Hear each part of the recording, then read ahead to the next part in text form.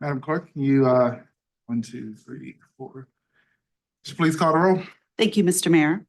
Mayor Williams. I'm here. Mayor Pro Tem Middleton. I'm here. Councilmember Baker was granted an excused absence on Monday evening. Councilmember Caballero. Here. Councilmember Cook. Here. Councilmember Freeman. Present. Councilmember Rist. You just stepped out. Councilmember Rist is here. Here. Thank you. Thank you so much. It's been a while since we've seen each other this much in 1 week, colleagues. But more to come tomorrow. All right, any announcements? Councilmember Cook? I will be brief because I think that everyone is aware we are pending some particularly bad weather this afternoon. The city has released some resources, so please do check those out if that's relevant to you. And for folks who are already without power, I'm just sending you good vibes that gets fixed faster rather than slower. So stay safe out there, y'all, and look forward to maybe a speedy meeting, but probably not. Gives me hope coming from you, Councilmember. Gives me hope. Councilmember Caballero. Thank you. Good afternoon, everyone. I'm also just going to shout out city staff whenever we have weather events. We know that y'all are on standby providing excellent service to our residents. And so thank you. I know that whenever we have events like this, it can get stressful. Also, for folks who are traveling today, I know there's been a lot of travel interruptions. I will also be thinking of you. The trains, the Amtrak trains are getting canceled. I have kids in Charlotte, so I will be maybe stepping out to figure out or whatever needs to happen. So I know that there's a lot of folks who are going to be stranded potentially at our airports or train stations the next few days. So sending you all lots of positive thoughts because that is also stressful. Thank you. Thank you, Councilmember Freeman. Thank you. And I'll echo my colleagues on the weather and just also just note, I know that there's a lot of folks out there who are working and just in the actual elements. And so I'll just ask them to just work really hard to try to stay dry. And I did want to just make sure I noted that Duke Energy advises if you experience a power outage to please report it on their website or through the mobile app. And you can also text OUT, O-U-T, to 57801 or call 1-800-452-2777. And then just one additional announcement. I am working to try and coordinate some town hall meetings with city staff and our district PACs. And so I just want to make sure my colleagues are aware. The first one is likely to be, we're just trying to get there. August 22nd is a Thursday at 7 p.m. I do understand like it's a work session day, but if you are available, it would be great to have you there. I do think that our sheriff and district attorney have agreed to be there, our state senator, and working on the rest of the folks. If there's anyone that you think should be in attendance, please let them know. I think it's a great opportunity for folks to really understand what's happening with the city. I believe that what'll be up will be transportation, parks and rec, community development, and there's one more. It's plaguing me right now, but yes, that was the request of the PAC and PAC 1. And so PAC 2, 3, and 4, I think PAC 4 and PAC 1 are working together. And I think 2 and 3 and PAC 1, 4, and 5 are working together. And so I'll try to get to 2 and 3 in a different town hall meeting, but I'll keep you posted. I'm trying to keep them on the 4th Thursdays of the month if you want to hold those dates at 7 p.m. Thank you. So let us know. Councilmember Rist. Thank you, Mr. Mayor. City Manager, Mayor Pro Tem, greetings, everybody. Greetings, citizens. Yeah, echo my colleagues' comments. Thanks for those specifics around Duke Energy. Stay safe, stay dry out there. Yeah, thank you. Nothing else. Thank you, Your Honor, and my honorable colleagues. Good afternoon, everyone in the room, and whoever's watching and listening on whatever platform. Yeah, my colleagues have nailed it, and I think really appropriately highlighted the weather event we're facing. I do want to just thank the staff and a lot of what they do is not forward facing. Our emergency management folk who are planning to keep our roads safe, our first responders, work tirelessly at times like this. It's not like you don't get to see it like you do in the movies, but we have an incredibly dedicated group of folk in our city who swing into action unheralded, no cameras present, 24/7 when these incidents happen. So I just want to shout out. I was always a fan of the city, but this job has given me a view that has made me a super fan. I wear a cape now, super fan of our city. So just thanks to all of our folk that are working while we're sleeping to keep us safe and restore power and respond to emergencies and make sure we don't get stuck in flooded areas. And when we do, to come and get us out, please don't drive through them, and be safe out there. Thank you, Mr. Mayor. Thank you. Couple of things, Councilmember Freeman, thanks for bringing up those town halls. There are some being coordinated as well out of Congresswoman Fashee's office and mine. I'll make sure I can speak with you to make sure we don't overlap. Go ahead. Sorry to turn off. Congresswoman Fushi will also be in attendance. Well, Perfect. she won't be there because she'll be out of town, but Salima will be there. Gotcha. She Okay, is aware as well. good deal. Yes. I'll tap in on those dates to make sure we don't overlap. I won't be here the 22nd, but I will definitely tap in with you. As everyone has stated, there are a lot of brave souls out there that are driving. I lost count of how many cars this morning was up in the woods and in the ditch and tearing up the wire catches along the freeway. I think it was like 9 between Mooresville and Durham on 40. So if you don't have to go out, please don't. And I know it sounds weird, I'm saying this while I was out. Well, when my wife gives me a honey-do list, and I have to open the restaurant, so I had to go to Restaurant Depot. But I did not want to, but I did count a lot of folks in the ditch and in the woods. So please, if you don't have to, just don't. There is a lot of water that's just standing out there. And I have been in constant communication with Mr. Ray Trapp, who's the new regional representative for Duke Energy.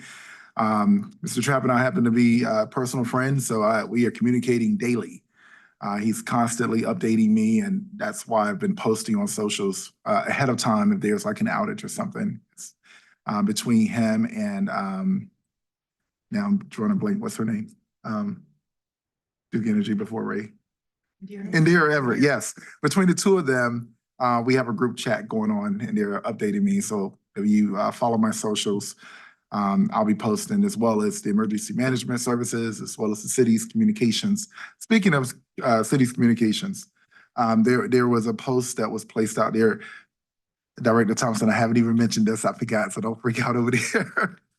There was a post on our socials that mentioned, hey, we need to clean the city drains, and it was a picture of city staff actually cleaning the drains.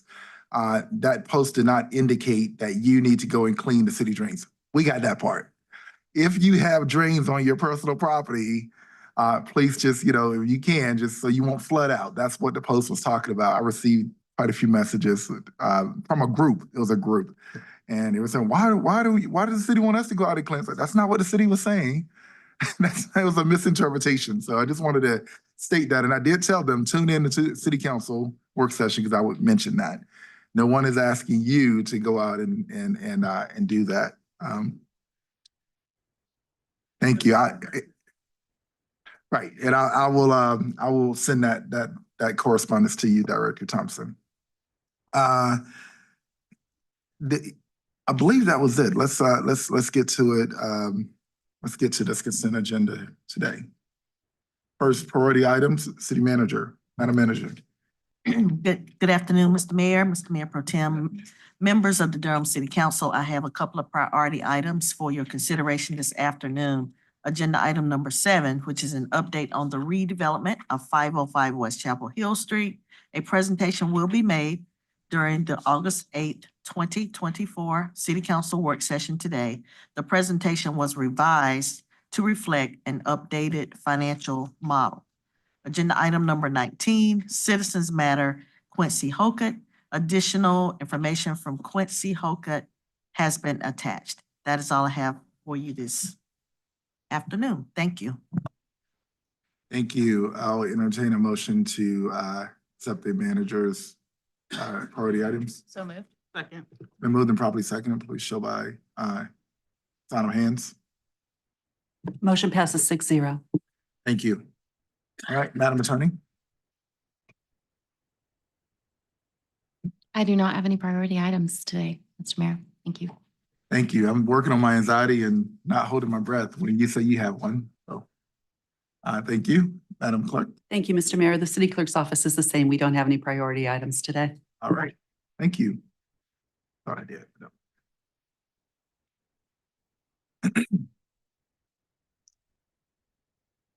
All right, I'll go ahead and now read the consent agenda. Item number 1, Durham Cultural Advisory Board. Item number 2, Durham Sports Commission appointment. Mr. Mayor, I don't want to pull number 1, but I just want to recognize that there were something like 20 applications for that advisory board. And I just want to say thank you to all of the citizens that put their name in the hat. Very, very impressive resumes. And I appreciate that folks want to volunteer with the city. Yes.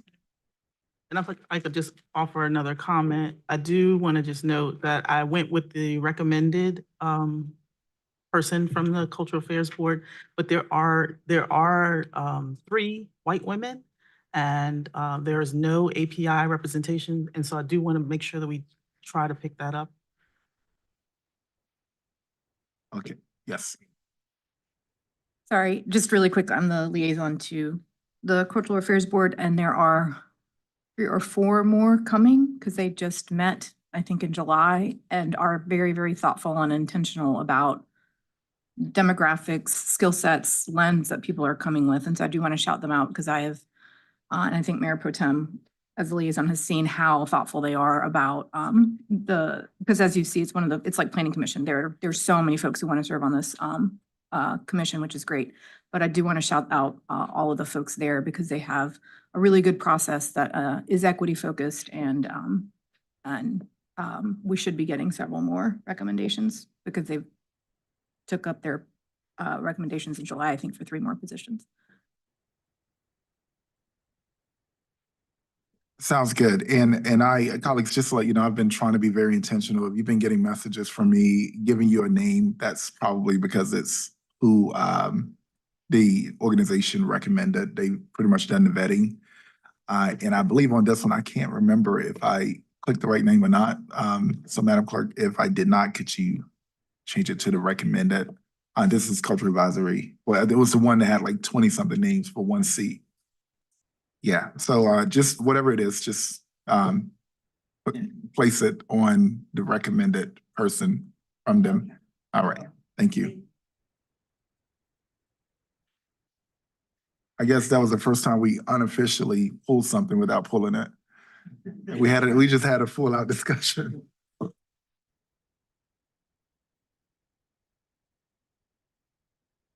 Okay, gotcha.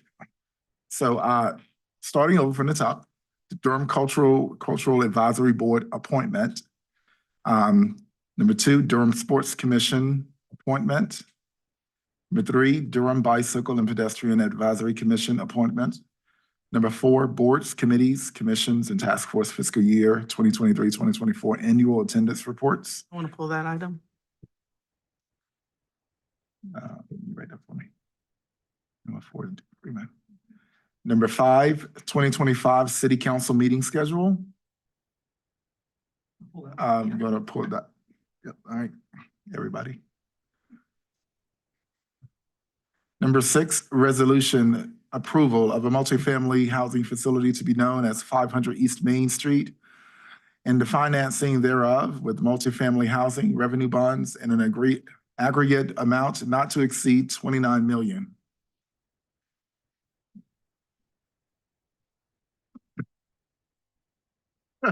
Number 7, update on the redevelopment of 505 West Chapel Hill Street. That is a presentation. Number 8, condemnation action to obtain 1 easement at 1505 Holloway Street, Southwest 66. Number 9, solid waste management, concrete repairs, engineering services agreement with A1 Consulting Group Incorporated. Number 10, solid waste management, yard waste site repairs, engineering services agreement with Smith Gardner Incorporated.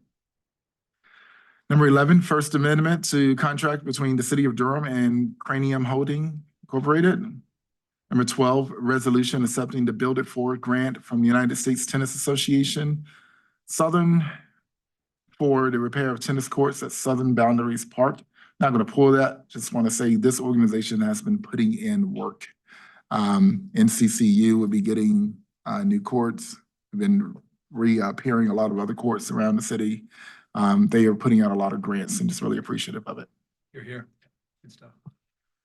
And Councilmember Riss, I'll see you on the court soon. All right. Anywhere, anytime. There it is. There it is. All right. We're gonna make something of that. Challenge. All right, number 13, annual support agreement and license agreement for Munis Software. Number 14, contract with Securance LLC for virtual chief information security officer managed services. Number 15, First Amendment to the contract with ESO Solutions Incorporated for a fire records management system. Number 16, this is a presentation, American Rescue Plan Act, ARPA update. And then we have the unified, number 17, Unified Development Ordinance Text Amendment, Omnibus 19. Number 18, zoning map change, Duke Central Campus addition. And we have a citizen matter, and I will address that first, which is Quincy Hillcutt. And that is our consent agenda. With items number 4 and number 5 pulled, number 4 by Councilmember Freeman, number 5 by Councilmember Riss. All right. Is Quincy Hillcutt in person or is he here? Mr. Hillcutt, you may come on up. Welcome. Thanks for weathering the weather. You have a green button. You have a button there that says on and off. You can click that. There you go. Yeah, welcome. You have 3 minutes. Okay, since I do have just 3 minutes, I'll try to read through my notes fairly briefly. For what it's worth, I am the president of the Trayburn Homeowners Association. I think we have a slide. I don't know if they'll come up or not. In case you don't know where we are, we're up near the Little River Reservoir. There are about 665 homes in that area, and about 660 of them have pleaded with me to come over and ask you guys for help. So that's why I'm here. Basically, we have a problem, frankly, with too many deer in our community. I know that may not be the biggest problem Durham has, but it is for us. So let me explain briefly what the problem is, and then I'll try to tell you why I think we need your help. We've done a lot of work over the last year. We've got some statistics from various intelligence sources, and they tell us that a normal level of deer in this area is about 10 to 15 deer per square mile. That's doable. When it gets to like 30 deer per square mile, then we start having conflicts between humans and deer, cars, etc. Trayburn is estimated by the North Carolina Wildlife Resources Commission to have about 70 deer per square mile. Quite frankly, we're overrun. We're having experiences with deer car collisions. I could give you a lot of anecdotes, but I'll move on. We're very worried about the tick-borne diseases that these deer carry. Frankly, a lot of them are suffering. There's not really enough food vegetation up there. We're having real problems with deer diseases. But in all honesty, what really aggravates us the most is the deer are simply consuming every tree, bush, and plot of ground that we can possibly put forward for them to nibble on. We have got a lot of frustration with our residents. We've done some surveys, and about 76% of our residents are adamant that we have some kind of deer management control put in place. That does get controversial because deer management means culling. Okay, I guess we don't have any of the slides that I had, so, which is a shame. I had 2 that would show you pictures of 2 of our, will that come up? They have the slides. That just shows where Trayburn is. I'm sure by now you guys kind of know. Go to the next slide. This one I threw up just for fun. I spent a lot of my life living in Burbank, California, hanging around people with Walt Disney, and I've got to tell you, Walt Disney has done us no favors. Bambi is not nearly as benign as he appears in this picture. Okay, so the next slide. This is a slide of one of our residents' front yard. I think there's 17 deer that you can count in this front yard. This is not atypical. This is normal. The next slide is just another front yard. I think there's 21 in that front yard. We don't have enough grass up there to feed these little rascals. This next one, I'm sorry, I got personal. One of my favorite flowers is a gardenia. The internet says gardenias are deer resistant. The little picture to my left on the bottom, those were some gardenias I planted about a year ago to the left of my steps. The middle picture is the same gardenias to the right of my steps. In one evening, they're taken out. The third picture is a close-up of the bottom one, and you can see they have just plain nibbled that thing right straight to the ground. It's like somebody took a weed whacker to it. This is not unusual at all. We have consulted with professors from North Carolina State University. We have consulted with the directors of the North Carolina Wildlife Resource Commission for District 5, which includes the county of Durham. And the solution that they proposed to us is culling. Now, we tried ideas of removal. That doesn't work. They did not want to go to South Carolina for some reason. Birth control is frankly, it doesn't work. It sounds good, too expensive. Am I over 3 minutes already? I'll grant you another 30 seconds because you were trying to get the Okay. presentation up. Okay. Basically, our problem is in order to put a plan, we've got a plan that we worked out with the North Carolina Wildlife Resource Commission and with NC State. In order to do that, we need a little bit of space in order to do a little bit of hunting. We've contacted the Bow Hunting Association. The most we can put together, and you guys require us to do 5 acres. The most we can put together is about 2 sites of 5 acres.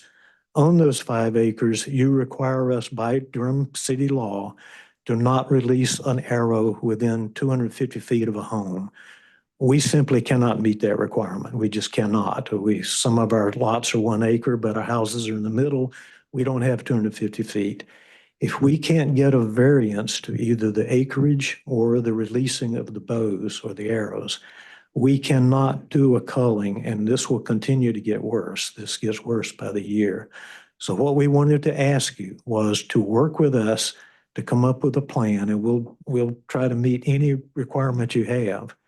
But we will note that the city of Durham is the only entity in this area that has requirements like this. The other areas do not. So we need your help. Love to talk to you more. Please contact us. Thank you so much. Okay. I grew up in Eastern North Carolina, and what you showed on the screen is very it's something I saw a lot growing up. So I know what you mean, and I know what you're going through. Culturally, where I'm from, the response would have been a little different. We're going to manage this better here in the urban areas. But I would like to invite Deputy Manager, City Manager Keith Chatwell to provide a response publicly. And Mr. Holcup, we got your email. I think I responded because I thought this was really interesting. Thanks for bringing like a real on the ground city issue. But we put some homework in on it. It's not your biggest issue, but it is for us. Mr. Mayor Pro Tem, members of council, Keith Chadwell, Deputy City Manager, standing on behalf of my colleague, Bo Ferguson, who's away at the moment and who's been putting in a great deal of work and research associated with this situation. There are 1 or 2 unusual and legal nuances to it with respect to the province and jurisdiction of the state of North Carolina and the extent to which we interact with that, with ordinances that contain the provisions that's of concern of the neighborhood. So we're down to the point of trying to understanding if variance is a legal option or will it be a necessity to make a complete change to the ordinance and recommend to you something in that space. The 250 foot piece that he's talking about It turns out the research would reveal that that's somewhat conservative. It's conservative from a space that we were trying to be extremely, have an extreme amount of safety involved with discharging bow and arrow hunting with beyond that 5 acres space, which is not all that conservative in our thoughts. But we have just a tad bit more work to do with respect to that safety standard, a final consultation with the law department to talk about the legal option, and we'll bring a recommendation forward. Thank you so much. Any idea, ballpark figure around timeline? Mr. Ferguson's absence, I'm not 100% sure. Let me hazard a guess to say it approximately 2 to 3 weeks. Okay. Sounds good. Thank you. Thank you. For eloquently presenting that. So Mr. Hookup will be in touch. Just look at the emails that have been sent to you and we'll go back and forth corresponding that way on behalf of you and the community out there, Trayburn. Thank you. Thanks for coming out. Drive safe. All right, we'll now move to item number 4, pulled by Councilmember Freeman. I just wanted to put it on my colleagues' radar that I had made some requests of the city clerk's office because it seemed like some of those attendance, specifically for me, I know some of those dates and the absences did not seem accurate. And so I did want to make sure that there was a review, because if my attendance is not accurate, I'm wondering if some of the folks who are on that general list as well. And so I would just like to ask if we could have it reviewed. I know that there's been a lot of transition in the clerk's office, and so I was trying to figure out if maybe there was some crease in the timeline, so to speak. And so just to give folks a heads up on that. Thank you, Councilmember Freeman. I'm happy to go back and check those. Just let me know the dates that you're concerned about. Thank you. Thank you so much. But Viola, while you're up, could you turn that mic off for me? Thanks. All right, item number 5, Councilmember Rist. Sorry about that. Meeting schedule. I think probably a lot of us have an interest in this one. I think the main thing is a note that as we set the schedule, I think this year we dropped our work session in late July and just combined that as one. We did a work session and then this just a couple of days ago in our regular meeting. I just wonder if we want to consider dropping, same thing in the July 24th work session, whether we want to consider that dropping that one and just moving that to the first day of the regular council meeting coming back in August. Yes, so I was going to propose that as well. The same thing we did this year. Go. Yeah, I was pulling it often, the conference that many of us attended that created the quorum issue to begin with does usually fall around that time. The dates have not been set because I asked the organization, Local Progress, but I will not be surprised, having gone to that conference many years. That's often when they hold it. I can imagine a similar scenario to this year, again in July next year.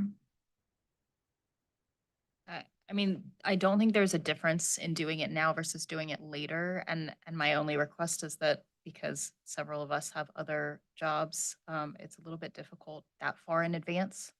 Although I guess if they're on my calendar, I can probably work around them, but it's the same process to do it now as it is to do it in June. And so I know we're busy with the budget, but I might request that we wait until that time when we can see what we need to do. I'm in favor of not having a meeting in July. Just want to be very clear. But it was extremely difficult for me this year to have the 2 meetings on one day. I ended up working like a 14 or 15-hour day that day. So just it's a little bit difficult that far in advance. Got you. I know for a fact I won't be here. I'm renewing my 10-year vows in Zimbabwe. So I won't be around the month of July in 2025. And you all are invited. Second part. Madam Clerk will have you make a notice. We're all going to Zimbabwe. So I guess what we can do, you have a point. It will be, we can do it now and make an adjustment later. We can do it later, make an adjustment. But since it's right here before us, I would suggest just taking it off, and we can make any adjustment later. Go ahead. Thank you, Mr. Mayor. Yeah, notwithstanding quorum issues or conflicts with schedule, I thought the animating proposition was that we just wanted the whole month of July, period.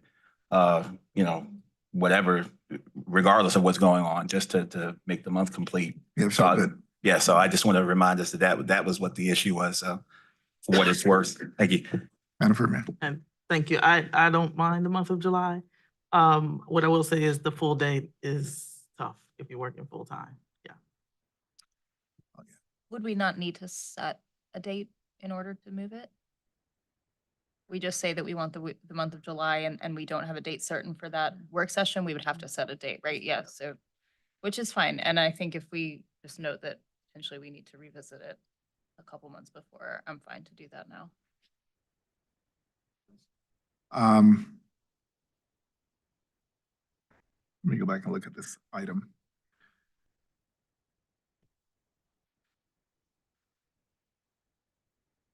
August 4 would be the council meeting that would be next. Yeah, 25. Yeah. August 4th.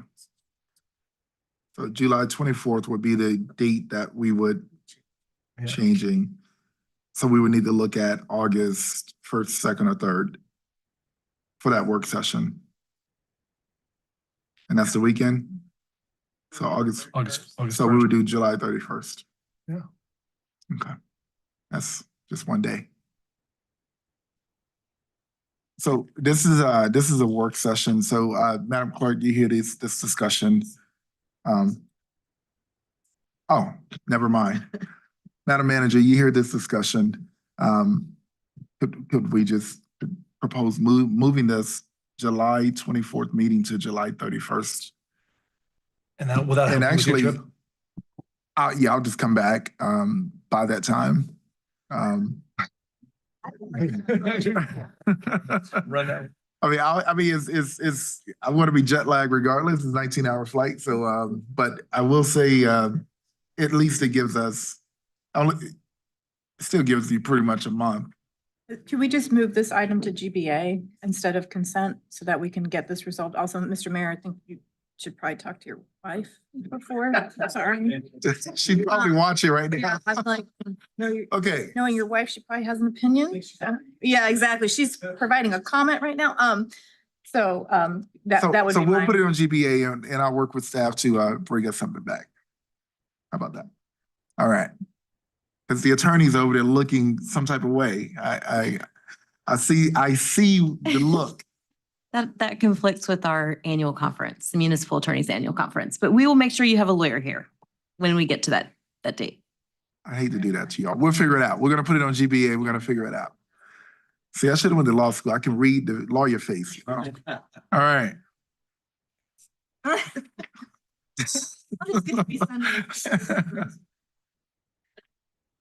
All right, let's, I know the audience think that we're a bunch of comedians. I am so sorry. We're just having a good time doing the work. So we're gonna get to the work here. And I have some, what is this? Yeah, we're done. Okay, so we're gonna just go to the presentations now. Which one's first? This is 505. Which number was that?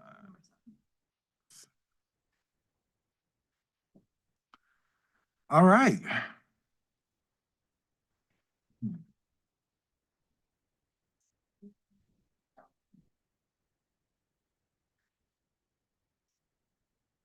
I mean, yeah, we're gonna have to address both of them. Because the other one is the ARPA update. It's on. One is an hour. And one is Mm, 20 minutes. You want to switch it? Yeah, we can switch it. That's fine. Hey, Hi. you can sit down. We're gonna swap it. Okay. We'll no do problem. ARPA first. Super. I know the ARPA team is like, yes.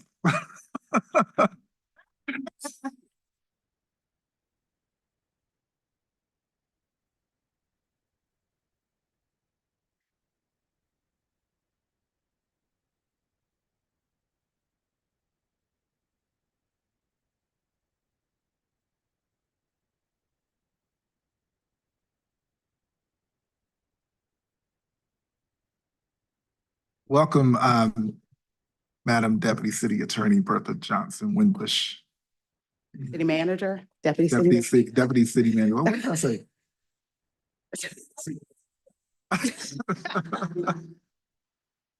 It's raining outside. Good afternoon, Mayor Pro Tem, members of council, Bertha Winbush, Deputy City Manager for Operations. We are here to provide you an update on the American Rescue Plan Act. I have here with me today.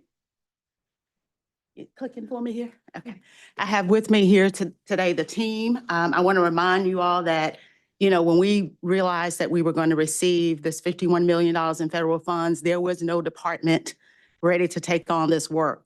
And so we pulled together an entire team to do the community engagement, to do the allocation plan, and now the implementation, managing the contracts. And so we have the city manager's office, obviously, finance, budget, and also the city attorney's office who are working on these contracts on a daily basis. So our funding plan updates, we have actually executed 35 contracts. We have expended $5.6 million in ARPA dollars. We also, you all approved 13.5 for affordable housing, which was matched by Durham County. And there are a list of additional projects that we can be really proud that we were able to use to fund these activities for the community. We approved $10 million for Fayetteville Street Corridor Project. Also, City Council approved additional investment in health and wellness based on a request for the county to match them in that area. Also, $1 million for Hayti Reborn Justice Movement, which you approved on your last agenda. We also received $1 million in reciprocation from the county on working with them for arts and culture. And they also are planning to give us an additional $750,000 to support our digital equity program. So this has been a great partnership with Durham County. So the 34 organizations, 3 organizations formally withdrew from the process, and we have used those funds to support our affordable housing projects. Out of the 31 remaining, 2 have completed their scope of work and received their payments. 25 contracts are in process, 3 pending execution, and 2 pending upcoming agenda cycles, meaning they have not come to you for approval yet. So you have seen this slide before, but we decided to go back and add the organization's name because it's not always easy to determine by the project name what organization is being funded. And I know sometimes you all get requests from organizations for funding, and so this is a good reference to you for the organizations we are already funding. So just to look at the approved proposals, just to show the categories again, we were able to support economic equity, community resiliency, safe and stable housing, and health and wellness. So we want to highlight a few of our projects. We are so proud and grateful to have our nonprofit and our community-based groups helping us to deploy this money in the community. If you look at these projects, these are not projects that we would have done internally. But again, we want to focus our resources in the community. And as you are aware, most organizations, many other organizations use the funding inside the organization. We were able to use most of our funding. We were able to support nonprofit and community-based organizations during the pandemic, as well as help them build capacity, as I've said before, so that they will be in a better position to apply for additional funding in the future. So our book box program, you can see here, have you seen these in a community? I've had folks say to me they have, where the books are there for students to take and they replenish those. I believe there are going to be 60 of those in the community for students and for children to access the books, and they replenish them as they are used. This is a great program. Green Stormwater, this project is completed. We're happy to say it's completed. We haven't paid out the funding, so you don't see it in the dollars. They're still working on with some transition, getting us the invoices, but the project is complete. Knox Street Studios, this project is focused on entrepreneurship for young folks. They have done a great job with this project. They've completed this project and continue to do other work with grants from other organizations. And I think some folks in the room have mentioned they have attended some of their events. El Centro Hispano, working in the community, working with around health and wellness for the community responding to the pandemic. ECHO, They are really focused on business, support, skills training, the pop-up markets, and doing a great job. And these organizations were so excited to send us their pictures when they do work in the community because they want you to see the work that they're doing with the funding that they receive from the city. And we actually had more photos than we can use. We had to take out some videos and photos because the file was too large. But there's a lot of work going on, and the team is doing site visits. They're going to these events. They're sending us their pictures and obviously with their required reporting. Just real quick, I also want to shout them out for their initiative to do 3,000 meals in 3 weeks. Joined them at a pop-up market recently at Lakewood Social, and it was just amazing to see those young kids doing such impactful work. Yes, yes. Much of this funding has really supported the young people in our community. Be Connected Durham and Beyond, they're really focused on celebrating historic Hayti, doing community engagement in the community around the Fayetteville Street corridor area. Durham Children's Initiatives Connected, working with students to ensure a pipeline to career with good wages. And then the Cook Center Social Equity, as you all may recall, they also received a grant from us. The work they're doing is in partnership with the Institute and Carolina Small Business Development Fund. They're actually surveying small businesses to determine what the impact of the pandemic on those businesses, and then creating some of the task force, the technical assistance, and other work that's needed to support these businesses and think about resiliency in future events like we've had. And here's a picture of the podcast we did with Dr. Darity, the mayor as well, Victoria and Kevin. That was a great podcast, and I think we sent it out and was out on social media, but we had a great time talking about Black entrepreneurship in Durham. So some of the activities here, we have completed 15 of the 83 desk reviews, just looking at the reports. We have completed 20 site visits, we meaning not me, really the team here. They have done site visits. Many of the organizations are excited. They invite us, not only going to the site visits that are required, but when they have events, they're inviting us to come to their events. And so that's really exciting that they are really transparent and they want us to see the work they're doing, and they're doing really great work. And the team always comes back and tells me about how excited they are about what they saw when they went on the site visits and how excited the organizations are to have our funding and how they're building capacity. We completed 15 of the 42 annual reviews, paid 144 invoices totaling $5.6 million. We've held 14 open ARPA office hours for subrecipients. This is an opportunity for subrecipients to get assistance with, if they have issues with, making sure that invoices are correct, if they have to split invoices out between other organizational grantors, making sure that they can complete their reports, supporting them and getting their reports correct. We want to make sure that we can get them their money as fast as possible. And so by coming to those meetings and talking about what they're going to be presenting, so that when it comes to us, it can get through the process fast and we can get them their checks. So the Fayetteville Street Corridor Project, you're familiar with this project, which is focused on street improvements, technical assistance, working with North Carolina Central University, and opportunities for preservation, ownership, and other activities in the corridor. So here's a reconciliation of the funding, and I know I'm kind of sitting in that block there with the dollar amount, but you saw this before, but we've done some refinement of the numbers. This is the remaining funding that's unobligated.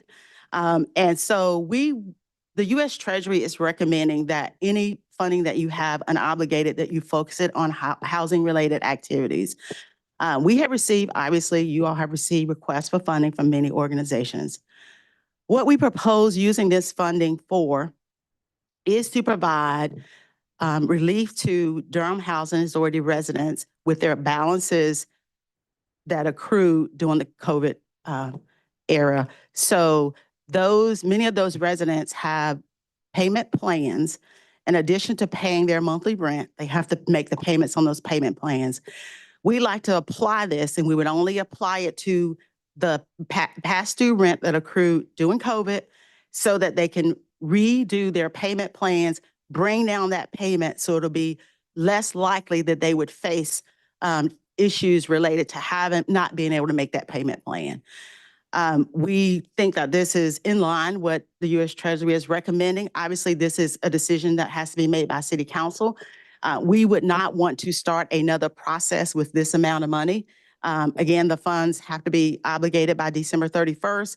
This would be a one-time payment on those accounts. And Durham Housing Authority has agreed to redo the payments based on the new existing balance, start the residents back over on their payment plan. We think this is a very good use of this funding. Again, it's City Council's decision. So some potential reallocations. There are a total of 5 organizations who do not yet have a contract in place. We're continuing to work with those organizations. There are some organizations that we are concerned about their ability to fulfill their contracts within the time required. Some of those have come, that number has come down since this presentation because we are receiving invoices daily. So for example, one organization that was included in there submitted an invoice this week for half of their funding. So they've caught up essentially. So this changes regularly, but we wanted to be able to, at a point in time, give you a number that we're concerned that we may need to do some reallocation. Again, the number moves daily. So what we're doing to support those organizations, I mentioned earlier the meetings, but each of the organizations have had a one-on-one meeting with the staff. The staff has voiced their concerns. They've offered them assistance in terms of helping them make sure that they can have the right documentation if they've done the work. Again, I mentioned one organization, they've done the work, but they need to get their invoices together. They need to get their invoices in order that we can accept. Staff is going out doing desk reviews with them, helping them complete their reports, site visits, and we have, again, the biweekly open ARPA office hours. So what we propose is a reallocation timeline. We want to continue to work with the organizations. First and foremost, we want these organizations to receive the funding, but we also have to make sure that we do not have to give the money back to the federal government because it's not obligated. So we want to come back in October with an updated number. We want to share our reallocation plan with City Council. That could be around particular categories that are eligible. That could be around particular issues you want to address in a community. But we want to come back in October. In November, we want to bring those contracts back to council. And then we want the sub-recipients to complete the work they'll have until December 2026 to expend all of the funds. And that is the reallocation timeline we're proposing today. So that is the end of my presentation. I'm happy to answer any questions. Again, I have the entire team here with me today to respond to any questions as necessary. Thank you so much. All right, I'll bring this before the council. Madam colleague, Councilwoman Freeman. Thank you. I appreciate the presentation. I thank you and the staff for kind of pulling all of this together in the last 2 years and just acknowledging that it's been a very heavy lift. 51 million is a large amount. I think the system the council came up with has been working. And I do want to just ask the question on the presentation for, I think it's slide 15. I'm having some trouble with my website. I don't know what's going on, but you said 24, well, you said 25 are moving, but it said 24. I just wanted to make sure if it was 24 or 25. Okay,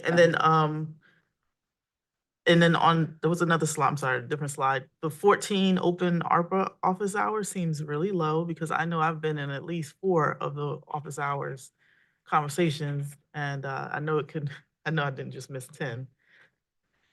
So I just wanted to figure out how you were counting office hours and specifically for those, because you said subrecipients. I think those are specific ones, right? So office hours is a specific initiative we started at the beginning of the year that we're holding every Tuesday at 10 on Teams. We'll be transitioning to a Zoom platform. I'm Victoria Samayo. I'm the ARPA Grants Manager. Good afternoon, everyone. So that is different than the one-to-one standing meetings. It's in addition to. And I point that out just so my colleagues don't miss that there's a lot of hours being spent on this. I'm sure you've been included in a lot of those conversations, but there's a lot of city time being spent on this. And I appreciate also, I want to add the acknowledgement of the interest being reallocated into the projects as well, because I think that can get missed. And this would be the reason I would love to figure out how to take a little bit of this on a road show. I'm looking at staff. Because there are some of our towns and cities and villages that are not as apt at pulling this together and have been having some trouble. And they will end up sending those dollars back to the federal government if they don't figure it out before December 31st, 2025. Thank you. 2024, this year. Yes. So yeah, they got till December to figure out how we did it here. And Yes. I want to make sure Yes. they know how. So To obligate it. Yes, all. yes. those are my comments, questions, and Yes, everything else. thank you. And this team, a great team, they meet weekly to go over everything that's outstanding and make assignments about following up, looking at pulling up the dashboard, seeing what activity or not activity with organizations, following up with them saying, we haven't received the invoice, we haven't heard from you, do you need to meet with us? So they're working on this on a daily basis and reconciling on a weekly basis and moving with the next steps to try to, again, we want to make sure these organizations, if possible, get the money that you all approve for them. And then just one other question, is there a location where all of the, because you have the list now with the organization names, is there a list where their projects are also shared to the general public? Because I feel like I get some of those questions as well. Yes, that is on the ARPA website as well. I just want to make sure that's stated, that they are all Yes, on the ARPA absolutely, website. absolutely. Thank you. Thank you, Mr. Mayor. This is an excellent presentation. Just want to extend a lot of gratitude to y'all because I know it's been a heavy lift. I've said it before, at some point, maybe when it's all actually been obligated, it would be very nice to have like a celebration of some kind. So that again, the projects, the nonprofits could come to City Hall in some way, staff that have been working on this so diligently. I've said it, but if the bond goes through, when the bond goes through, same thing. We need to do a better job celebrating our wins to the community here. I think Durham does a great job telling its story across the country, obviously, because we win a lot of stuff and I like to win. But I think telling that story here, that this was a transformative process. This is not what a lot of communities did. A lot of folks did not spend their ARPA dollars in this way, putting it back out there. And that was something that staff was really clear. And actually, Manager Page, this was really a lot of your vision from the get. The money was for the community. We were going to spend that money in the community. So I really like this. Also the idea of like, where do we, we're going to say that all of these things that we're a little bit worried about, they're all going to send their invoices in. It's going to be great. But that 314,000 that we know is not obligated, at least from my perspective, I think that staff's plan sounds good. I want to hear from colleagues, but we have had a pattern of kind of anything we have, putting it back into housing. And I think it's been a good strategy. That's all. Thank you. Thank you, Councilmember Cook.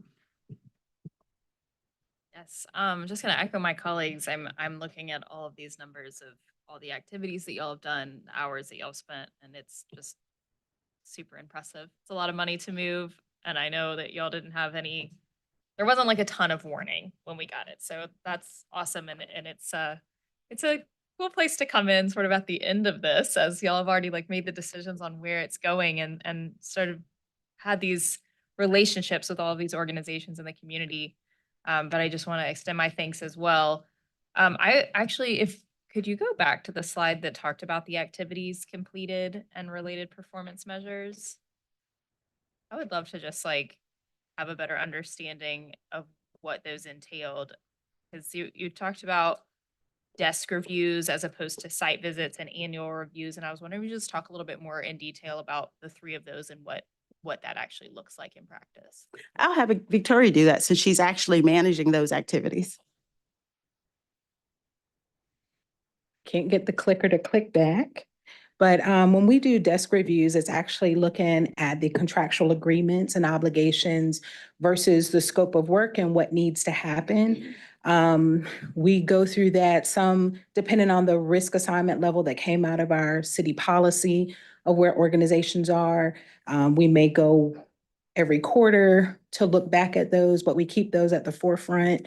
Annual reviews, if their scope of work is something that continued on for multi-years, we look at that and see where their spending is versus where they are versus what they've remitted and what we've seen on those site visits. Site visits are just that. We do not Typically, we do not pop up at a site visit or an event. We let organizations know ahead of time that something is coming up due, what's the best time to give them the opportunity to prepare.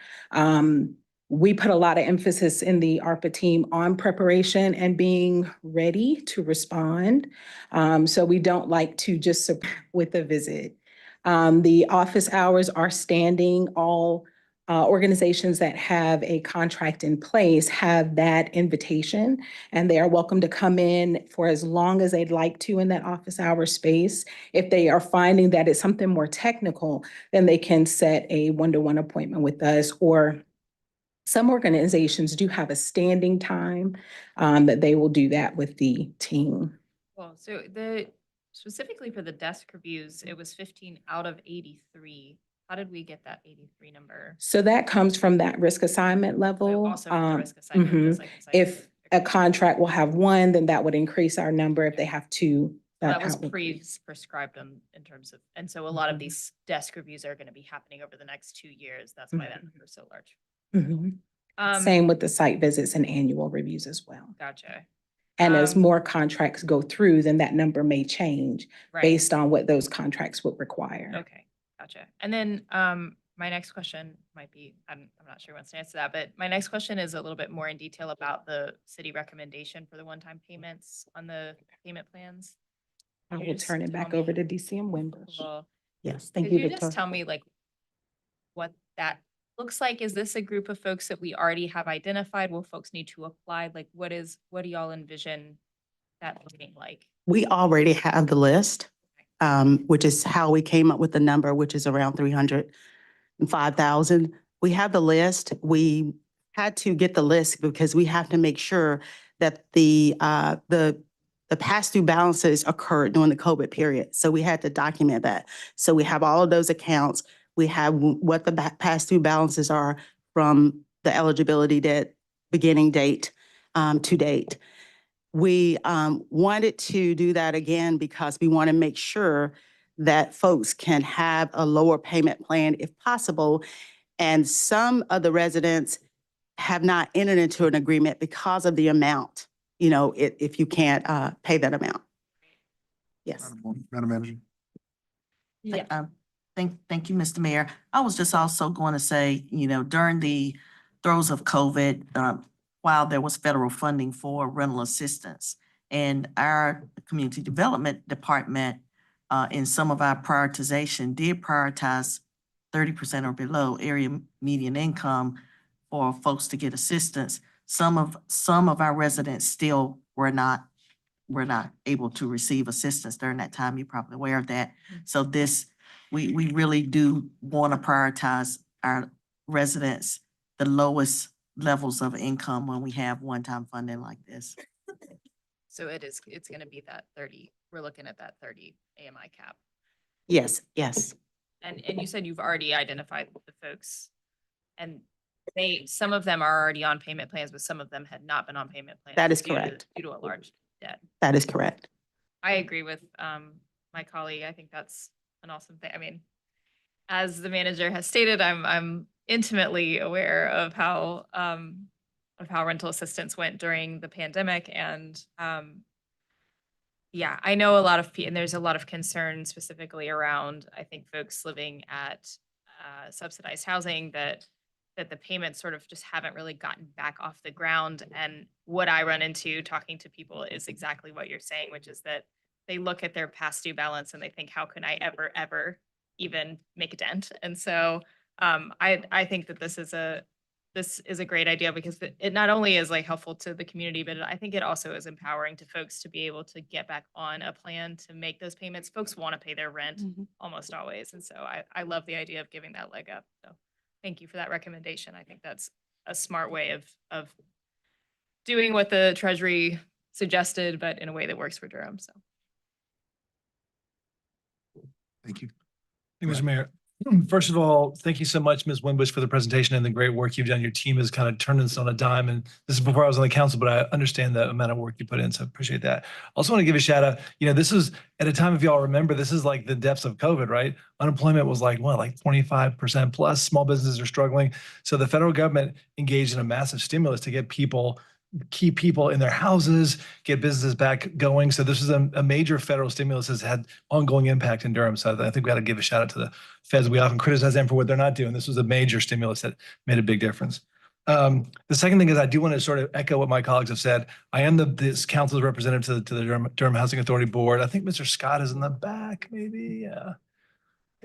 So we monthly look at delinquencies in different housing properties. And as you said, some folks have not done a payment plan because the arrears are so large. And so this is a big way to help us get back to sort of some semblance of much more sustainability in our finances at DHA. So really appreciate the idea here. And I think this is going to affect or benefit the folks who are the least able and the most housing challenged in our community. So I really appreciate that recommendation. I just have two questions. One is on the desk reviews and site visits and annual reports or annual reviews you've received, and for Mrs. Semayo, right? Can you tell us more about what you've learned? What in terms of impact? What does that look like? Oh, yes, we've learned a lot. We've had some organizations share how much it taught them about their own processes and operations. If they are not direct service providers, how to connect with direct service providers. If this grant allowed them to give direct service provision, that was not their strength, but that they would capitalize on what their strengths are and rather partner with other people that do direct service provision. We've learned a lot about how to help the nonprofit self-sustain within themselves, whether that is going to be to look at other nonprofits doing something around the same thing and scaffolding out of that, or if it is that they really need to put a little bit more attention to hiring staff that can help them through financial audits and reviews and things like that. We've had some jobs open up where they've actually contracted or looked to bring on staff that can help speak to those things. It's been very eye-opening, a beautiful experience, a hard experience, but definitely one worth it. Great, thank you. I'm sure we'll hear more about that in the future, so thank you for that. Last question, Ms. Winbush. So just on the timeline, so the one thing I'm concerned about is that assuming we approved contracts in November of 2024, right? That doesn't mean the dollars are obligated, right? So we have City to Council would approve the contract. Yes, and then we would get the organization to sign a contract. We would execute the contract next, yes. But this work will be going on before you actually see it. So we will be working on this process. The contracts will not come to you until then, but we will identify how we want to recommend the organizations, and we will have most of the information in advance. So we believe we can do it in that timeline.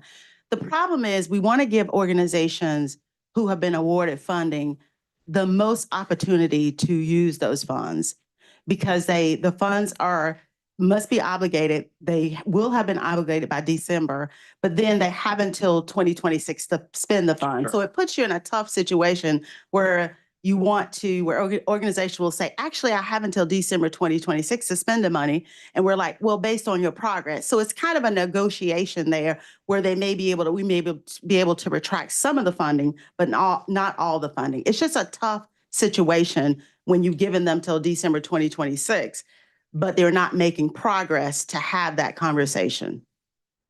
Yeah, well, I appreciate you watching that. It's something we're going to want to watch very closely this fall as the deadlines come up. So absolutely. Yeah. Absolutely. Again, our goal is to make sure the organizations to continue to work with them to make sure they are able to spend the funding, or in our one-on-one meetings with them that they report to us that they are not going to be able to spend the funding and we have more time. Yeah. So it's the negotiation, it's the conversation so that it's a win-win for us as well as the organization.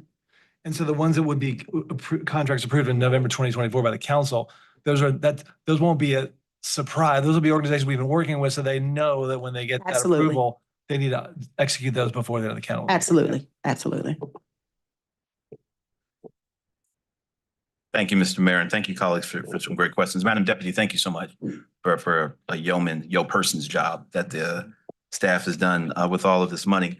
I do have some questions specifically about the designations we're using and what the practical impact it is about the money. But before I ask my questions, I do want to thank Councilmember Freeman and associate myself with her comments there. The North Carolina League has good representation from Durham, and there's a whole part of our org chart dedicated to helping all of our towns and villages and hamlets around the state make sure that the ARPA money gets spent, and Durham gets tapped all the time, the Durham template, whether it's equity, whether it's our work in housing.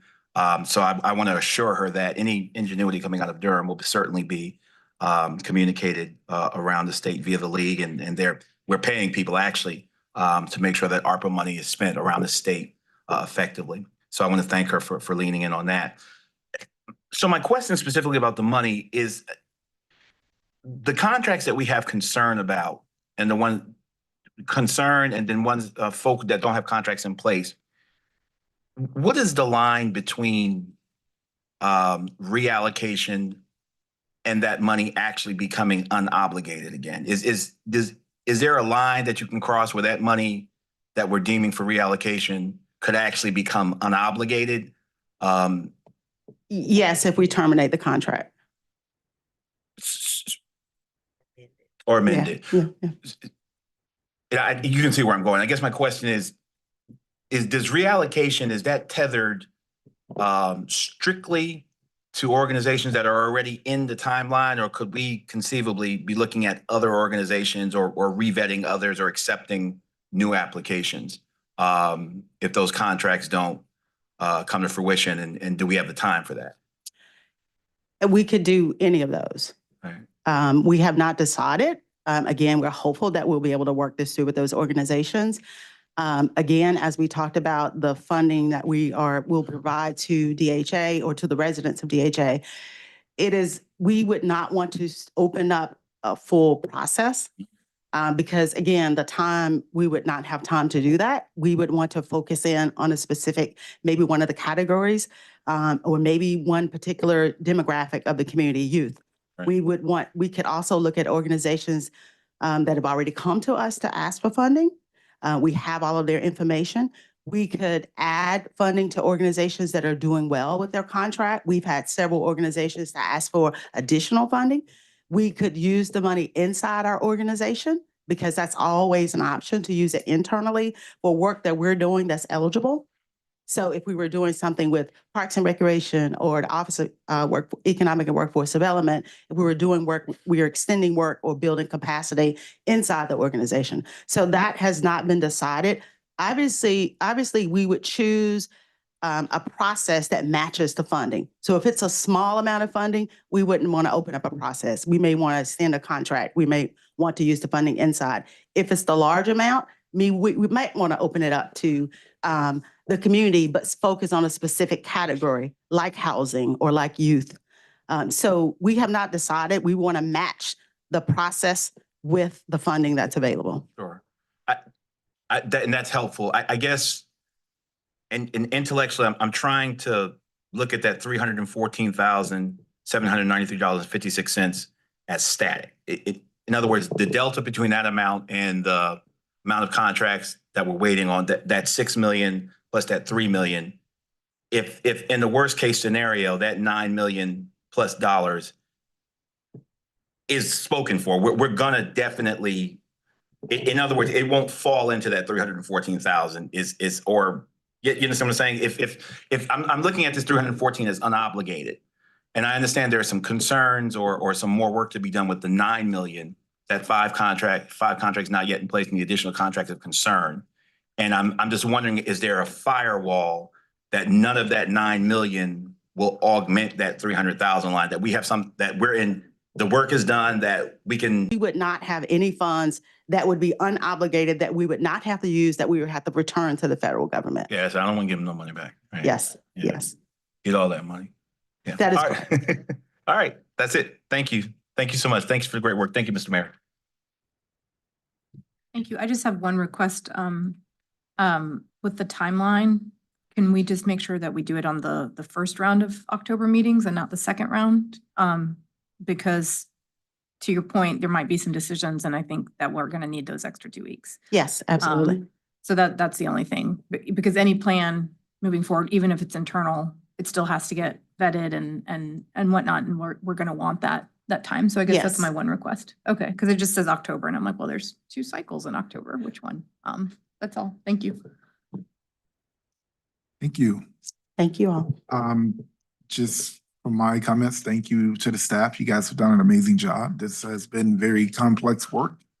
And I witnessed you all figuring it out. I remember when I first came on council, I was like, they want to do what? This is a lot of contracts. And, but you know, you guys did what Durham does. You know, we figure it out and then we lead and we stand out amongst the rest. And, so I'm just really honored to, be on this council with a staff like you guys. So. All right, you know, giving me more reasons why Durham is dope. I really appreciate you. All right, colleagues, are we good to keep going? You need a break or anything? Because the next one's gonna be pretty long. Are we good? All right, let's move it on. Nate, you good? All right. Cool. Welcome.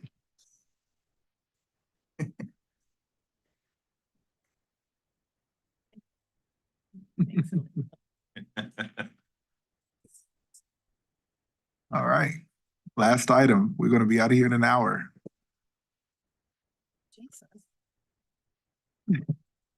Councilmember, you know, the wood is table, you know, the table is wood. All right, ready when you are. Welcome.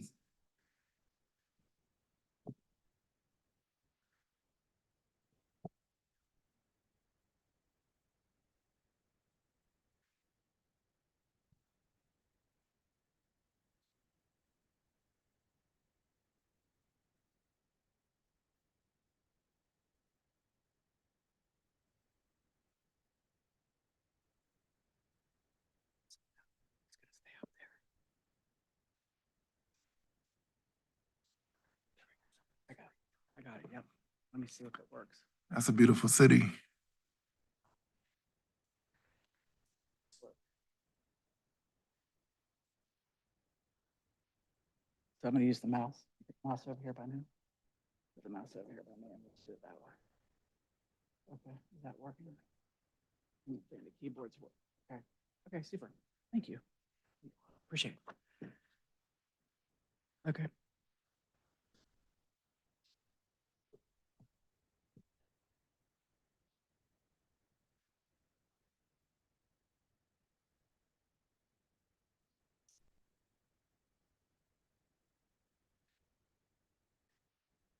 Okay. Okay, super. Good afternoon, Mayor, members of council. My name is Stacy Poston. I'm the General Services Department, here today to talk about an update on the 505 West Chapel Hill Street project and the progress that we've made. Okay, okay. All right, we're making progress. All right, super. Thank you. Okay. All right, so just clicking on that. Excellent.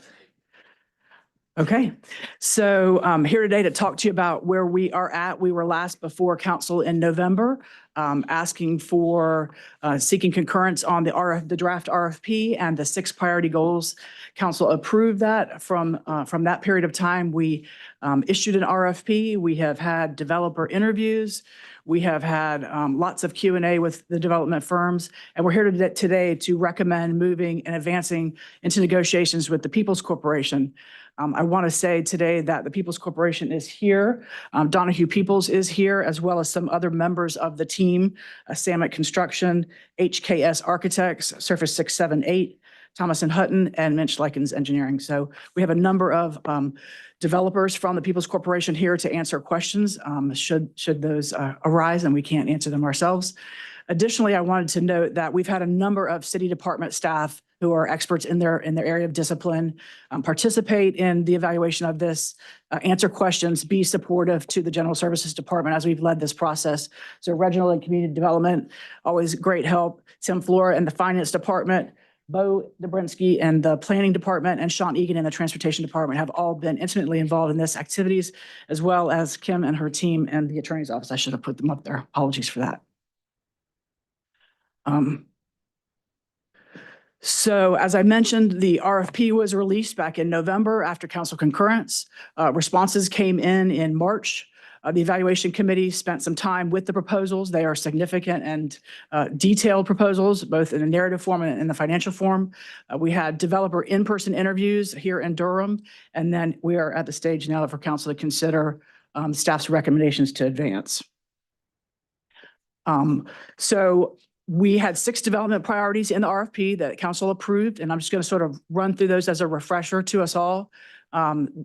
First, in priority order, was creation of a significant number of affordable housing units at the 60% or below area median income.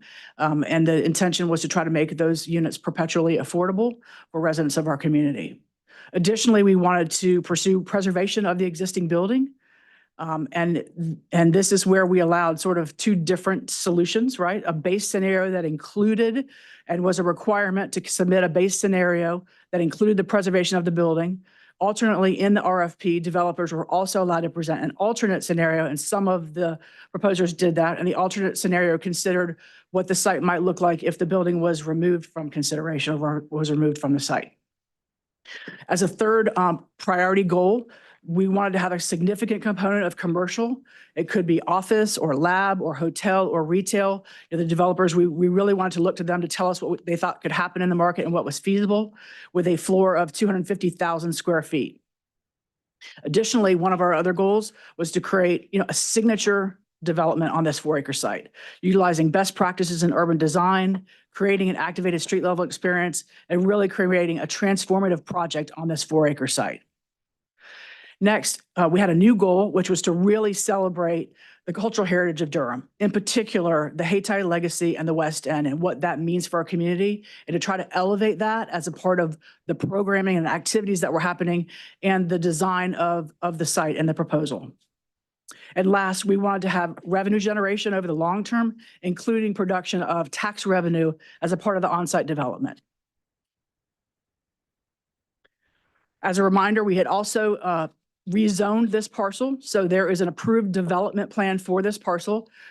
In that approved development plan, it requires a minimum of 280 residential units of affordable housing and 250 to 450,000 square feet of commercial space as the floor. Additionally, council priorities in the downtown design district, which are baked into the planning department's work, also require additionally housing units, green space, and pedestrian-friendly infrastructure as a part of the design. So all of these goals and this development plan are working together, and the proposals that we received, and we will go through and outline for you in the proposals, which we feel like met those all 6 goals, where some of them were more advantageous than others, where some really shone. I also wanted to mention that you received a priority memo that had financial information in it. So I wanted to say that the memo that you had originally received was correct and accurate, and the financial updates that you received. So what has been public and online that we had publicly available since June was our accurate information. And then recently we have looked at, as we've been having conversations with bond counsel, whether the rates that we use in our models were appropriate. And as we've talked about what kind of bond we might issue, we moved and we've modified those numbers. So we will present both of those sets of numbers to you today, moving from a consideration of a taxable to non-taxable bond and using a 6% interest rate, which we think is more appropriate for the market today. Obviously, conditions will continue to change as this project moves forward, and we will adapt as necessary in our financial modeling. So with that, I wanted to just bring Mark Kirachi up here. He's with HR&A Advisors, and he's been a partner with us and doing a lot of the financial analysis. So he's going to present the rest of the proposals.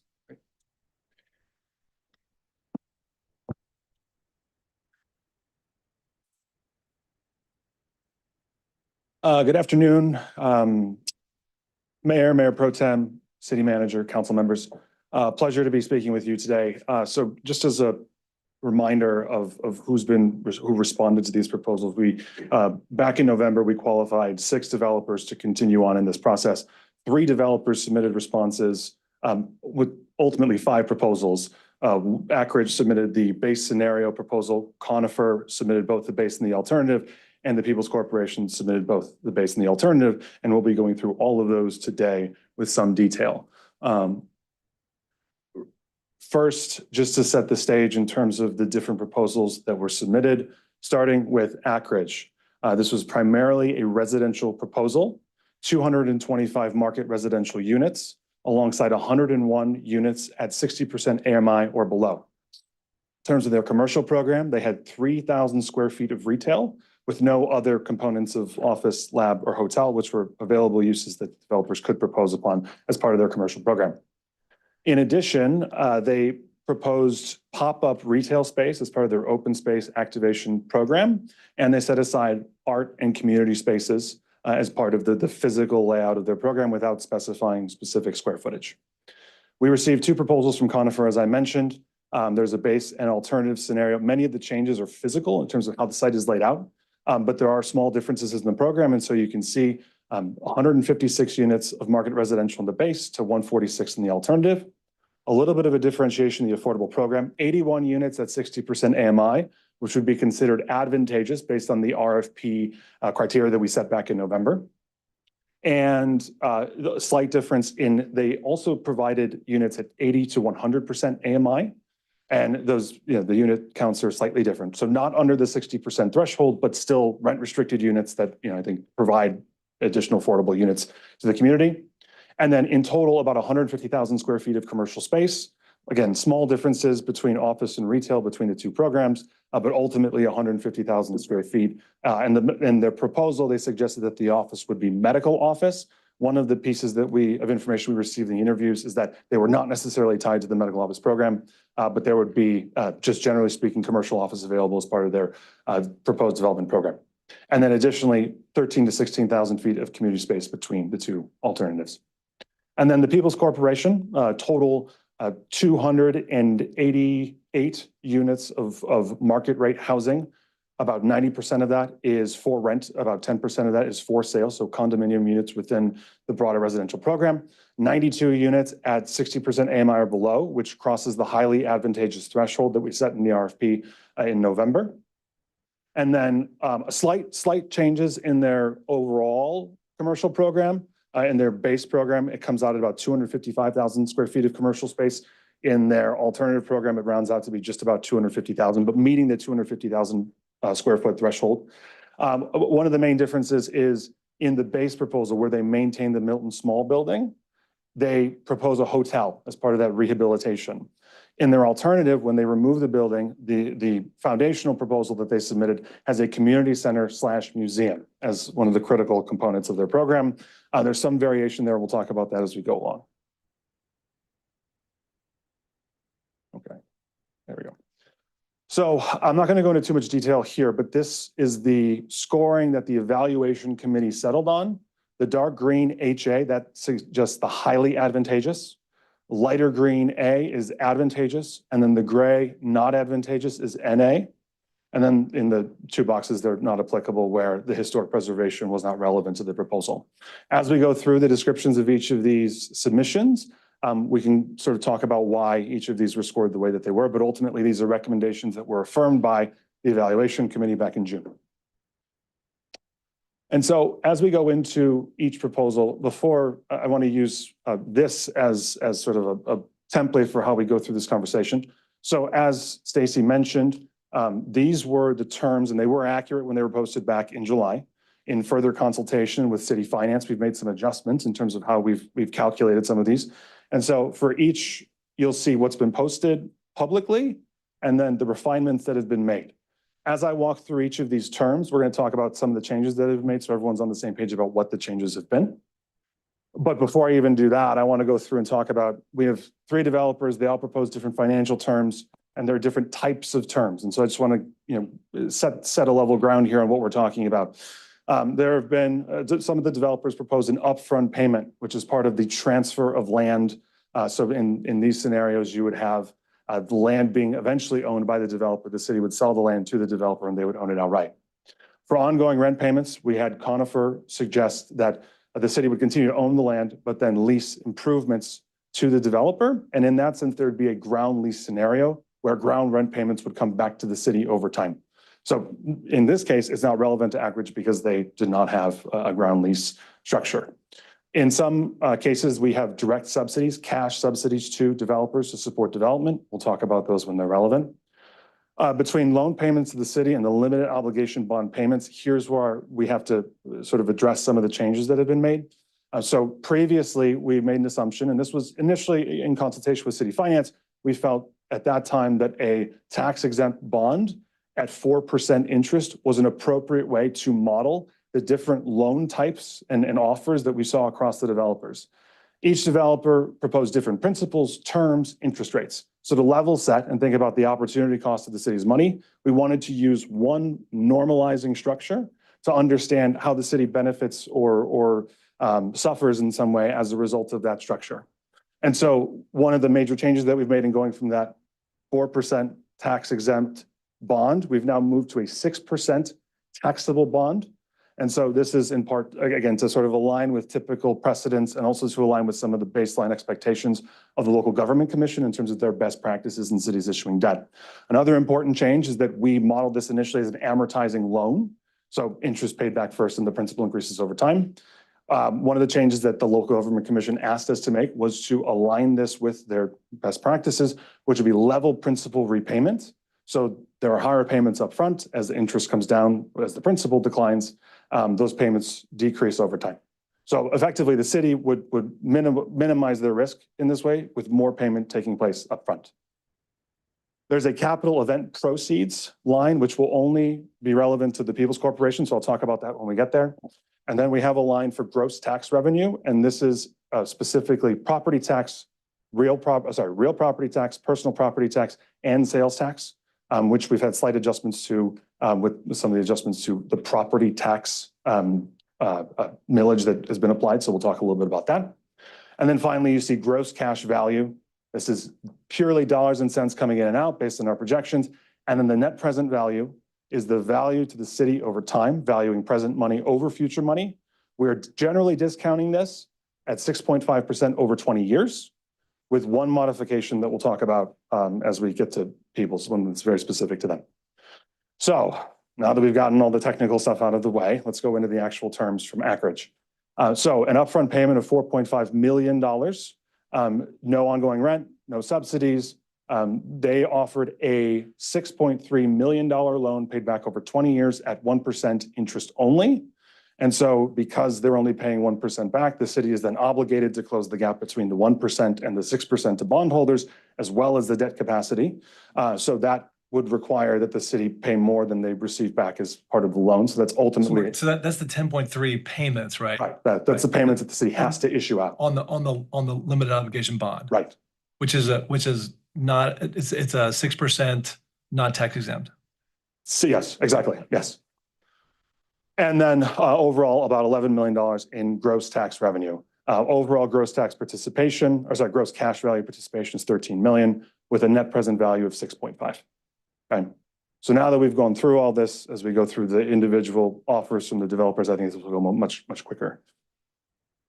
So just quickly to sort of orient you to the proposal, we have a few of these slides here that are just meant to give visual representation to what developers propose. You see the Milton Small Building off to the right.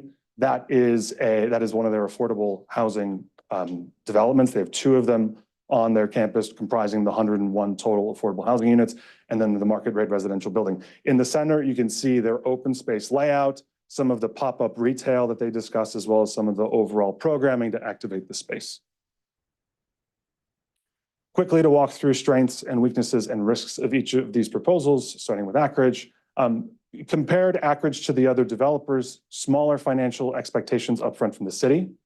So, less capital that the city needs to issue upfront. They deliver 101 rent restricted units at 60% AMI or below. So this is one, the highest number, but two, considered to be highly advantageous given the criteria. They preserve the building, and they also provide art, gallery, and community spaces as a part of their physical development. They do not offer really any commercial program besides that 3,000 square feet of physical retail. They do have the pop-up retail, but again, not part of the physical program.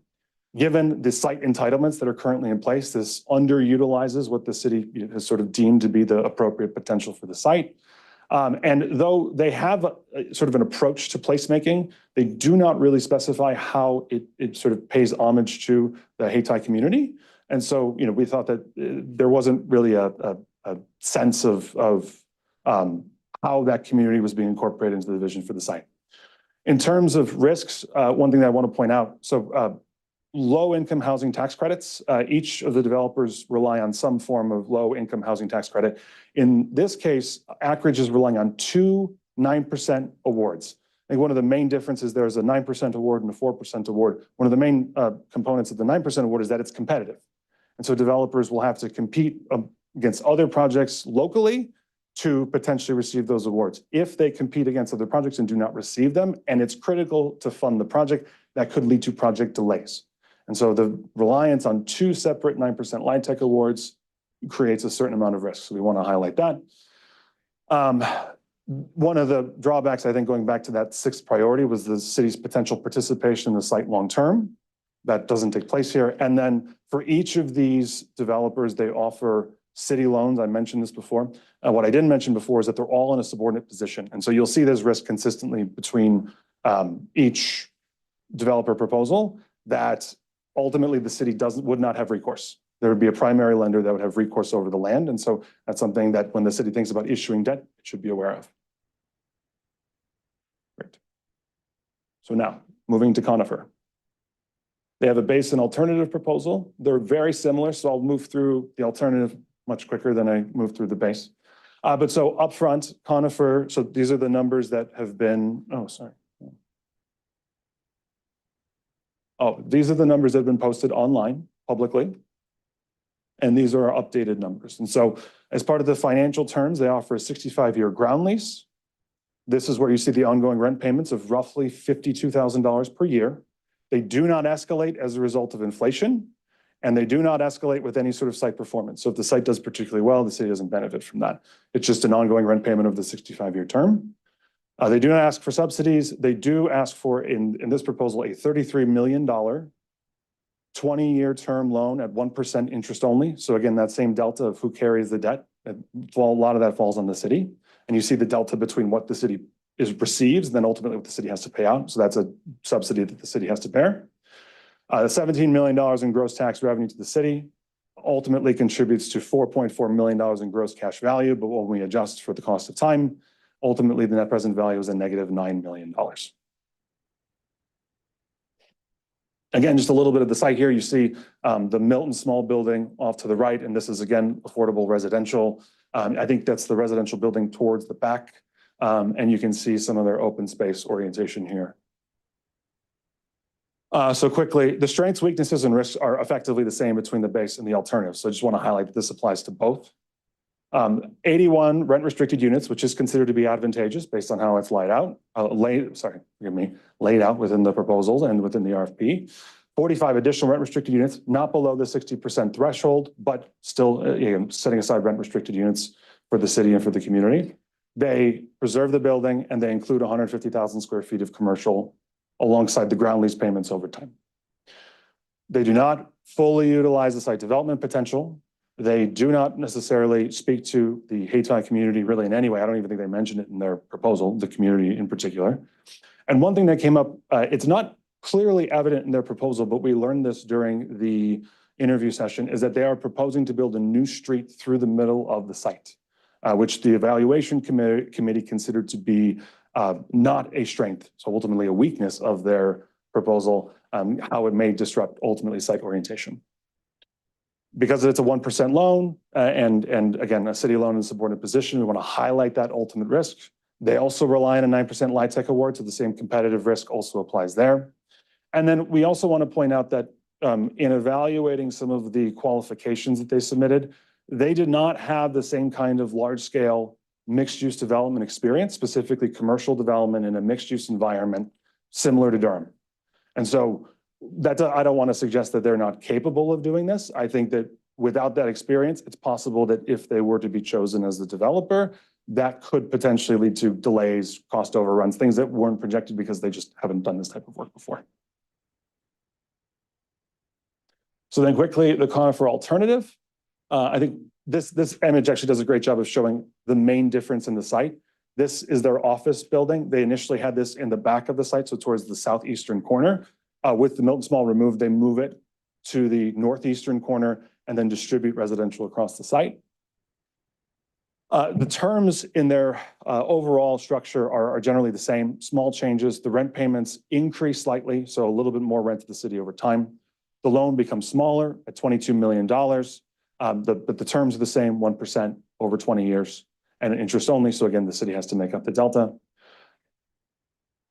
Oh, sorry, forgive me. Yes, right, that was the public slide. So these are the updated numbers. And then you can see the gross tax revenue there. So over time, the gross cash value to the city is roughly $12 million, but the net present value is negative $1.6 million. Great. This shows you, again, the orientation of the open space and shows the office building up in the corner here. And then I won't walk through the strengths, weaknesses, and risks again, because again, they're very much the same as the base proposal. And so moving into Peoples and their base proposal. So just, I think this is again, a good picture to sort of spell out the site orientation. You have the rehabilitated Milton Small building as a hotel up front. Towards the back right corner, you can see the mixed income residential building comprising for sale and for rent units, again, both market rate and affordable. And then a lab office building towards the back with a significant amount of retail. To walk through, so this is initially was publicly available in July. And as we've made updates, this is what our numbers have currently settled upon. So Peoples in their base proposal offers a $7.5 million upfront payment. Because it's a transfer of property, there are no ongoing rent payments, so not a ground lease as is currently offered. They are asking for $3.8 million in direct subsidy to support the hotel rehabilitation, so the Milton Small rehabilitation. They offer, in their loan terms, they offer 6%. So the ultimate delta between what they pay back to the city overall with their interest payments and what the limited bond obligation expects, that delta is positive for the city. So on the capital event, and this is where I want to speak to this, one of the changes that we've made from in how we've modeled it, it's not evident on the screen because we're displaying the cash value, but in how we've modeled this, because this is ultimately contingent on the net proceeds from the sale of the site. In their proposal, they suggested that they would sell the site by year 10. And so in that closing, based on their projections, should the site do well, the city would receive 40% of the net proceeds from that sale. One thing that we've done to change this, I mentioned before that there was a 6.5% discount rate across the project. We wanted to adjust for the contingency here because the site success is not something that the city can guarantee, nor can Peoples guarantee. And so we wanted to place a more conservative discount rate upon there. And so that is now weighed at a 10% rate over time. So it's further discounted in the net present value, the final number below at 22.6 million. Ultimately, altogether, gross cash is 48.3 million and the net present value is 22.6 million. Again, the site orientation, just to give you a sense of how the buildings work together, you can see the, sort of the open space component. When we get to the alternative, I'll speak a little bit more to the individual placemaking pieces that are there because those are consistent between the two proposals. But ultimately, they very much addressed and did a lot of engagement up front to engage with folks across the community to understand what some of these placemaking elements could look like. And actually, this proposal in some way, shape, or form, it was as sort of defined as it was in the RFP. They did that in the RFQ stage. So the city was able to understand what some of the site layout components would be very early on. And so quickly to walk through the strengths, the weaknesses, and the risks. 92 rent restricted units at 60% AMI or below, which clears the highly advantageous threshold. They meet the expectations around the commercial development at 250,000 square feet of commercial space. They leverage 4% LIHTC as opposed to the 9%. So this is they don't rely on the competitive housing tax credit. And this is one that they can apply for. And as long as it matches the expectations, they would receive funding. I talked a little bit about the open space, but significant commitments to overall open space and design to make a signature site. And by virtue of that capital event, they do allow the city to participate in site success at the sale. One of the direct weaknesses is that, again, that $3.8 million subsidy that the city would have to give out upfront. along with the risk of the city loan in a subordinate position, which I didn't mention, and forgive me, I didn't mention this the first time through. The size of the loan is $57 million. So of the 3 loans that we've discussed, or sorry, the 5 loans that we've discussed across the 3 proposals, this is one of the larger in terms of scale. And then ultimately, how the city participates in the success of the site is contingent upon the site's success. One other thing we just want to point out as a risk, one of the conversations, we had a few conversations, I should say, with developers across the triangle to test some of the costs that we saw, not just with Peoples, but with other developers as well. And one of the questions that was brought up was with their expectations around construction for lab space. What we heard from developers was that this accounted for some of the hard costs construction and soft cost construction for the shell of the building, but tenant improvements weren't included in those costs, at least from their opinion.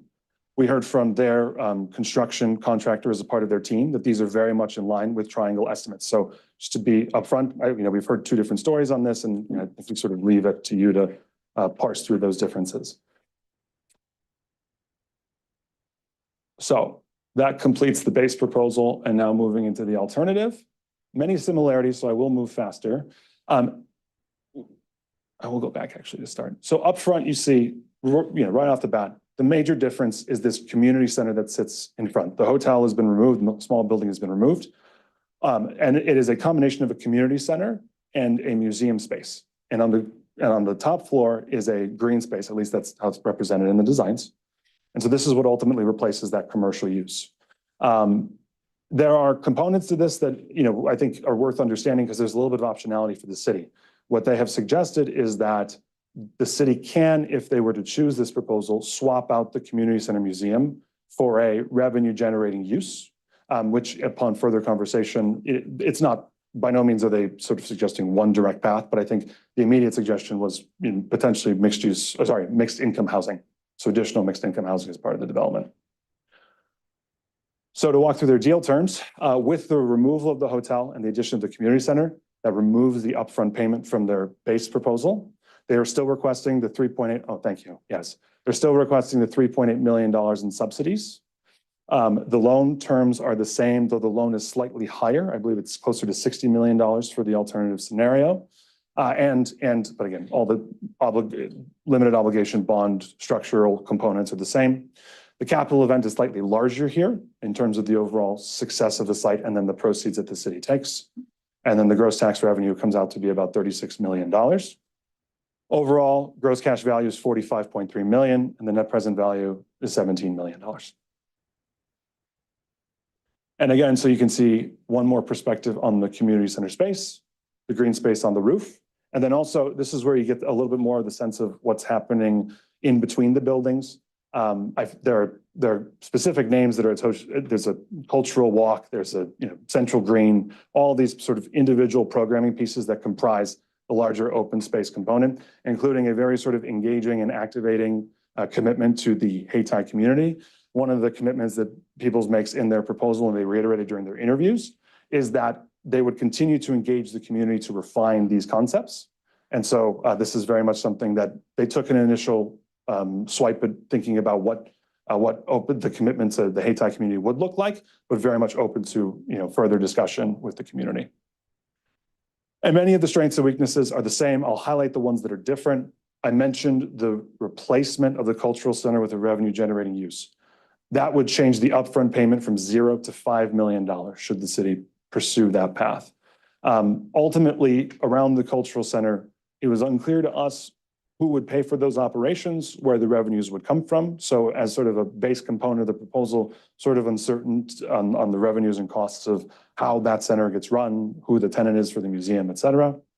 And within their foundational proposal with the community center, again, $0 upfront payment as compared to their base proposal. Otherwise, the risks are relatively the same. So just to quickly summarize what we've talked about today. So this was, again, this is the summary comparison that you've seen publicly. And this is as it's represented now, based on the adjustments that we've made. So just to rehash on what the program is, I won't go through the details, but again, comparing the net present value between respondents. The scores, again, and I think, as we sort of talk through all the different components, we can absolutely dive in deeper as to why the evaluation committee sort of affirmed these scores as they did. Comparing financial terms, again, gross cash versus net present value, and all the different components and how they're represented on a cash basis. Oh, sorry, and that was the public version, so this is the up-to-date version. And then tax revenue projections over 20 years. This is has been the public version. The only change we made here is that we updated the property tax rate. So the calculations are a little bit different. And then, so this is the last slide we have. I just want to add one other component of our sort of analysis and review. We conducted a couple of reference checks with other cities and public organizations that the People's Corporation has worked with. And as part of the recommendation, we wanted to make sure that we had perspectives from other organizations, much like the city of Durham, who have wanted to see their real estate aspirations come to bear. And we spoke with Mecklenburg County in North Carolina. We also spoke with the Massachusetts Bay Transit Authority in Boston. And generally speaking, the People's Corporation received glowing commentary. They've been receptive, they've been reliable, they've been accessible. One of the things that's been constantly sort of spoken to is how when, specifically Donahue, when he needs to be on site for a meeting, he's there, he jumps on a plane, he gets there as quickly as he needs to. They are regularly engaging the community. And I think especially in the Massachusetts Bay example, they have executed, or sorry, they're planning on executing very technically difficult projects, building over highways, building over transit stations, building over technically very difficult projects from a real estate perspective. And they've planned accordingly, and the organizations have been thrilled with how they've planned for that. Now, in terms of some of the more constructive feedback we've received, there's been some question about how quickly they've moved. And I want to point out that constructive feedback was immediately qualified by COVID slowed things down.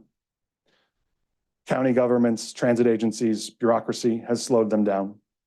And in addition to that, because they're so intentional about conducting community engagement and getting people on board and building buy-in within the community, they would defer to doing that before rushing something forward without community buy-in. And so while they offered that feedback, they also were quick to acknowledge that ultimately Peoples has been an excellent partner for them. They've been malleable, they've understood the market conditions, they've proposed solutions that work for the organizations and their goals, and have been a valued partner. And so happy to answer any more questions about that and really any other components of the presentation. And with that, I think, unless there's anything else, we can go to questions. Thank you so much. Colleagues. Got it. Citizen comments, do they come later or is that, are there going to be citizen comments or is that only at the meeting on citizen comments? Yeah. Oh, okay. Actually, I'll go with the residents first. Sorry about that. Yeah, no problem. All right, first up, I have Rick Larson.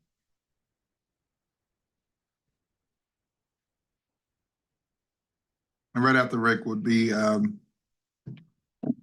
Mick Rayner. Mr. Mayor Pro Tem, Madam Manager, members of council, thanks for the opportunity to talk about this issue with you. I'm Rick Larson. I'm the co-chair of the Durham CAN Affordable Housing Action Team. And I speak on behalf of a consortium of 6 organizations, Durham CAN, the Coalition for Affordable Housing and Transit, Durham Committee on the Affairs of Black People, People's Alliance, Duke Memorial United Methodist Church, and the Durham NAACP. We're sorry that Walter Jackson and Stella Adams and Dr. Birch from the Durham Committee and NAACP couldn't be with us here today due to health and travel and weather issues, but they've been active members of our consortium. But we do have representatives from a number of the members of our consortium here, and we have a few requests to make of you at this point in the process. Affordable housing is one, and so I'll get us started on that. We've been advocating with you and with city staff for community needs at 505 for many months. And that's because 505, as you all know, is a rare opportunity. We've got a public entity, the city of Durham, where you can dictate how to address an urgent public need, which is the lack of affordable workforce housing in Durham on a precious publicly owned piece of land. So public, public, public. And it makes sense that council made affordable housing its #1 priority. You now have proposals from 2 developers, Ackridge and Peebles, that meet the threshold of affordable housing, earning them a highly advantageous grade, basically an A, right, on the report card that the city staff is using. In fact, we think they deserve a grade of pass rather than a grade of A. After all, they've really only met the minimum of affordable housing units that are in the report card, and we think Durham deserves better. Our 6 community organizations ask that you as council members direct staff in the negotiation process with the developer to earn an A, a true A, on this report card by building substantially more affordable housing and market rate units in mixed income buildings. As you well know, this isn't just a classroom exercise. Every additional unit of affordable housing means that one more working family in Durham can live affordably and buy groceries, services, rather than in Burlington or Roxborough, which is where many working families have to locate now for housing costs. This is well worth it for all of us, we think, even if it means fewer square feet of lab space, which is part of people's proposal. And with my CAN hat on, Durham CAN, I want to say we appreciate the commitment that many of you as candidates made in October to Durham CAN to choose the developer who will build the most affordable units at 505. This is your moment, obviously, to make good on that commitment.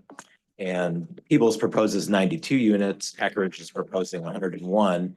So from our perspective, if you choose to negotiate with Peebles, making good on your commitment to CAN will mean increasing that number above 101 units, and our community organizations hope that you'll negotiate a significantly higher number. Thank you so much. Thank you.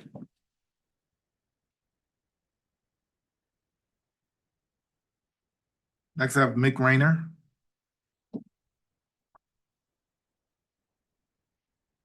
Thank you all for your time. I'm one of the pastors. My name is Mick Rayner. I'm one of the pastors at Duke Memorial, across the street from the 505 project, and a member of the Durham CAN Clergy Caucus. In my role as a pastor, I meet with folks literally every week in need of rent assistance. Last year, we as a church helped 35 families with rent. Through just July of this year, we have had over 100 people apply for rent assistance to our church. We've been able to help 50 of them. Many of the people we help you might not expect. A recent college graduate who lives with multiple roommates, a nurse in the West End struggling to cover a security deposit plus a month's rent.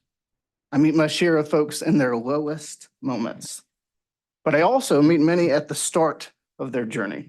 Folks like myself who fall in love with Durham, find a job in downtown, but cannot afford to live there.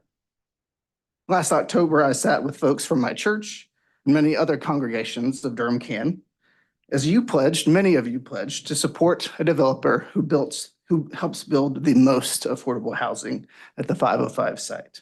We're counting on you to fulfill those commitments you made last fall. The proposals the city has received, we believe, do the minimum to address the need for housing, affordable housing for Durham's working folk. It seems clear to me that we can do better and we should do better. Thank you.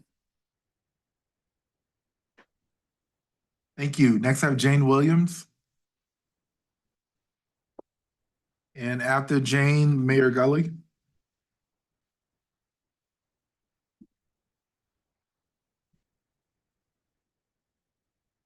Thank you, council members, for your time. I'm Jane Williams, and I represent the Coalition of Affordable Housing and Transit in Durham.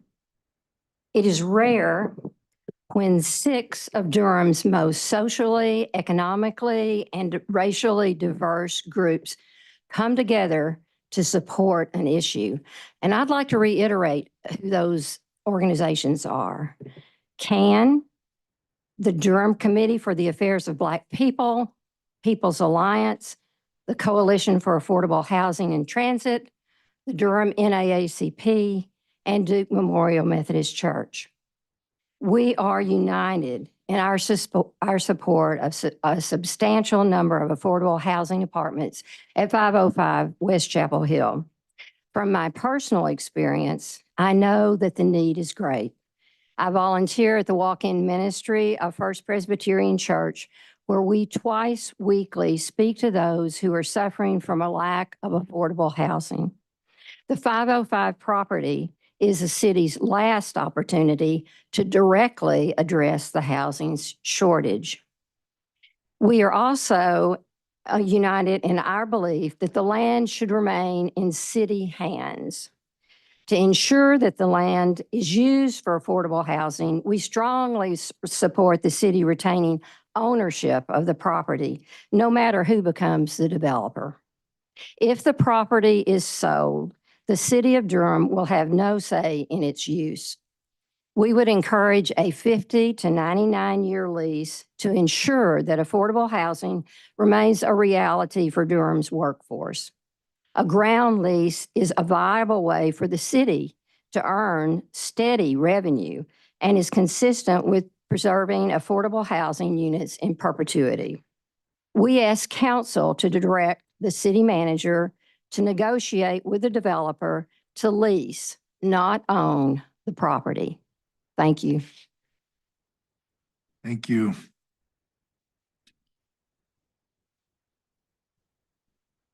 Mayor Gelli?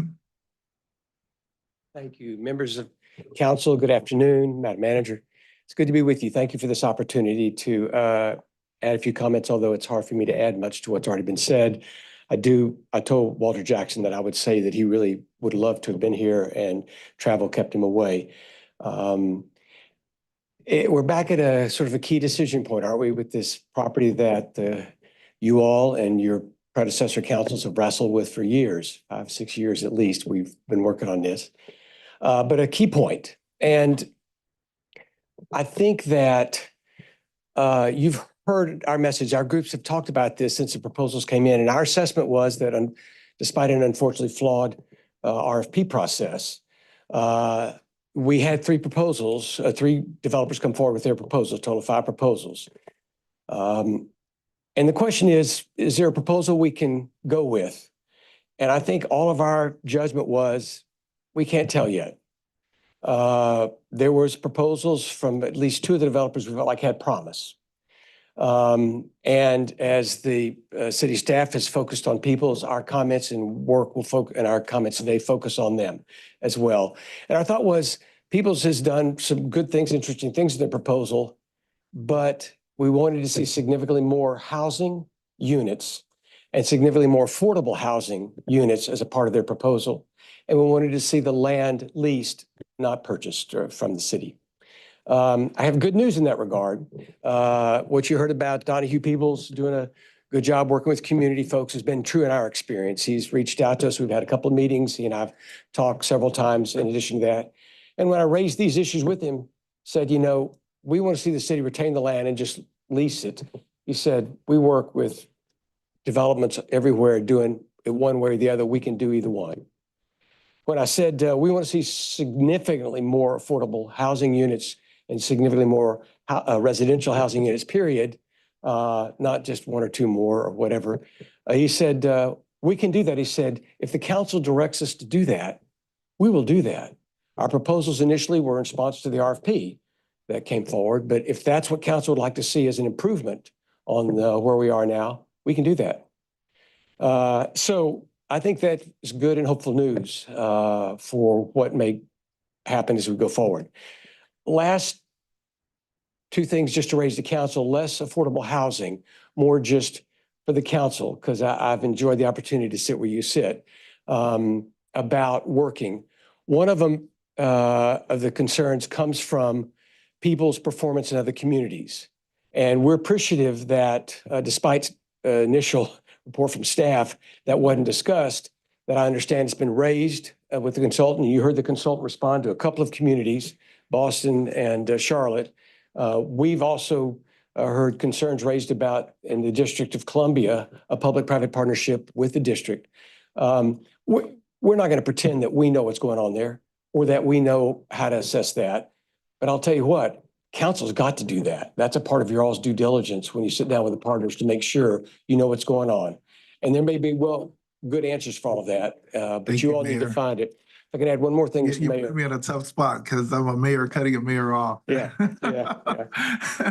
The huge loan money concerns us as well, and you all have to make sure taxpayer dollars are safe. Thank you. Thank you. All right, and I have one person online, Jane Williams, unless there's another one. You sign up online and in person? Okay. So I have Julianne Patterson. Can you hear me? Yes, I can. Can you hear me? Oh, loud and clear. Okay, great. Yeah, so Julianne Patterson, and I'm the Executive Director of Preservation Durham. I really wanted to join you all in person today, but the weather-related school closures have me home with my son. So I appreciate the opportunity to virtually express Preservation Durham's enthusiastic support to move forward with the People's Corporation, specifically to realize their base proposal plan that includes the adaptive reuse of the historic home security life insurance Milton Small Building into a hotel. We've had great conversations with the People's team so far and feel that they address the stated goals in the RFP and that they really understand the cultural and financial value of retaining and reusing the existing building. We believe their overall site plan enhances the existing building and is designed to engage the community through mixed-use activation of the entire site. And I can also attest to the earlier remarks that they've already invested in upfront community engagement to design a signature placemaking plan. But we also know as your conversations and negotiations continue to develop, the plan may evolve. And so I just want to continue to emphasize the importance of retaining and preserving the existing building. I think we all saw through the comparison of alternative proposals that a clean slate on the site doesn't magically provide more affordable housing units, capture significant revenue gains, or meet any new goals. So the historic building isn't the issue. In fact, the rehab of the historic building offers financial incentives that can help close the financing gap and reduce the amount of public financing needed.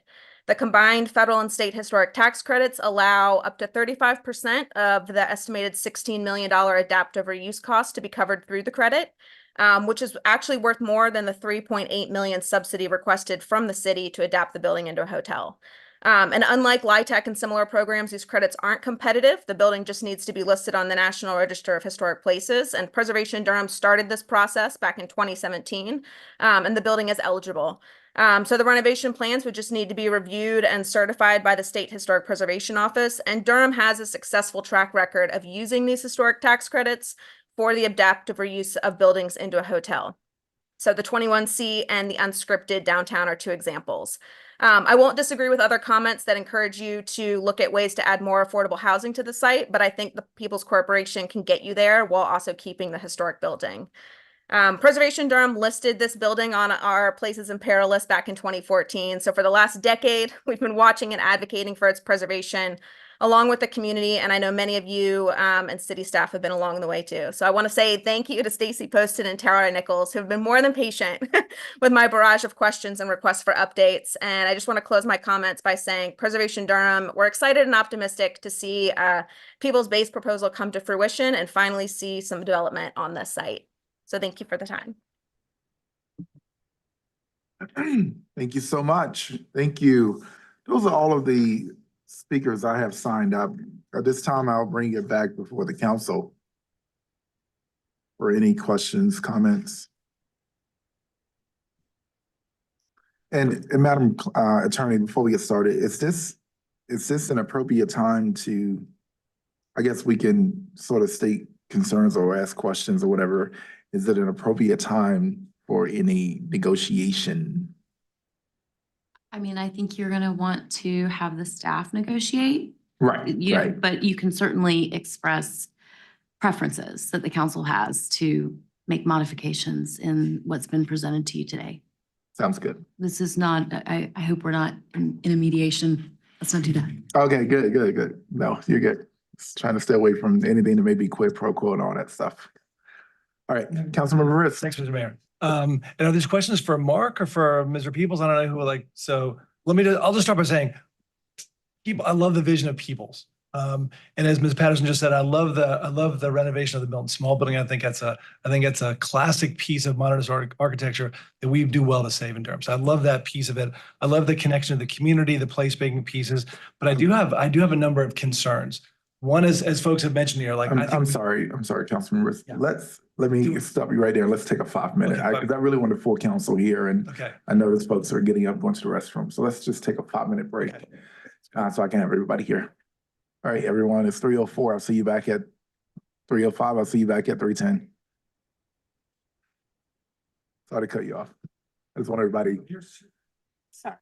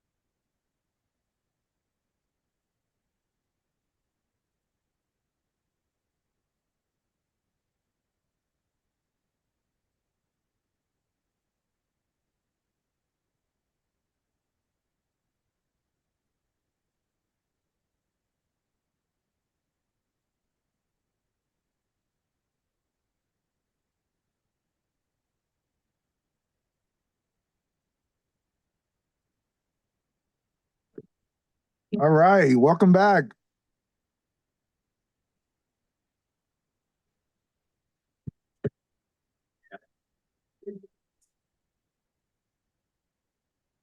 All right, we're gonna go ahead and get started. Get started back.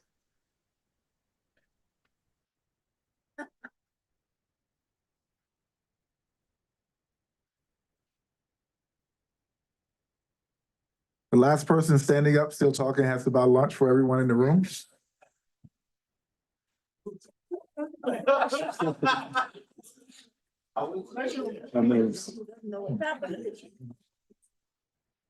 see the people's group working for this case. Sitting down slow. All right, let's do it. Let's do it. Councilmember Risk, back on you. Thank you. Yeah. So again, just love the vision, and not only the vision, the saving the building, but also the mixed use concept. Really good, right? We do have some concerns. I share with some of the concerns some of the residents made about limited affordable housing. I'd love to see more housing, more affordable on this site. Number one. And I think by setting the way we set the RFP, I think they delivered the RFP, but I agree with some of the folks who said like that's kind of passing grade. It's not hitting it out of the park for me. Second thing is like I really am convinced we need to keep the land and not sell the land. So I'll just put that out there. I do have some questions for HRNA. So I know we emailed about this idea of like risk, right? Clearly Peoples is a bigger vision, right? Bigger project, but also brings much more risk into the equation for the city. So I'm wondering, in addition, I mean, you did a good job of listing some of the sort of pros and cons. I think in the manager's memo, there was some identification of sort of different risk factors, including you mentioned the lab space costs. Is that accurate? The capital event, right? The sort of the loan payments. I'm just wondering if you did any kind of like modeling or like, did you discount the net present value based on, some kind of risk calculation? Because I think in some ways, like just listing them is great, but giving us a better sense as we make decisions, like how do we think about that risk factoring into our decisions? Right. So internally, in terms of our own modeling, one of the things that we applied was, I mentioned a little bit about this in the presentation. We wanted to think about what was contingent and non-contingent. From our standpoint, if they offer a direct upfront payment, that's non-contingent because that's a deal term, right? Same thing with the loans. The only thing that we could really interpret to be contingent would be the capital event. And that was the 2.7 million in the base proposal and the 6 million in the alternative proposal that was tied to the net proceeds of the sale, all determined by the success of the site. So we use a different discount rate that's in line with, some commercial real estate standards for capitalization. Which is really just one of a key metric that gets used in selling a site.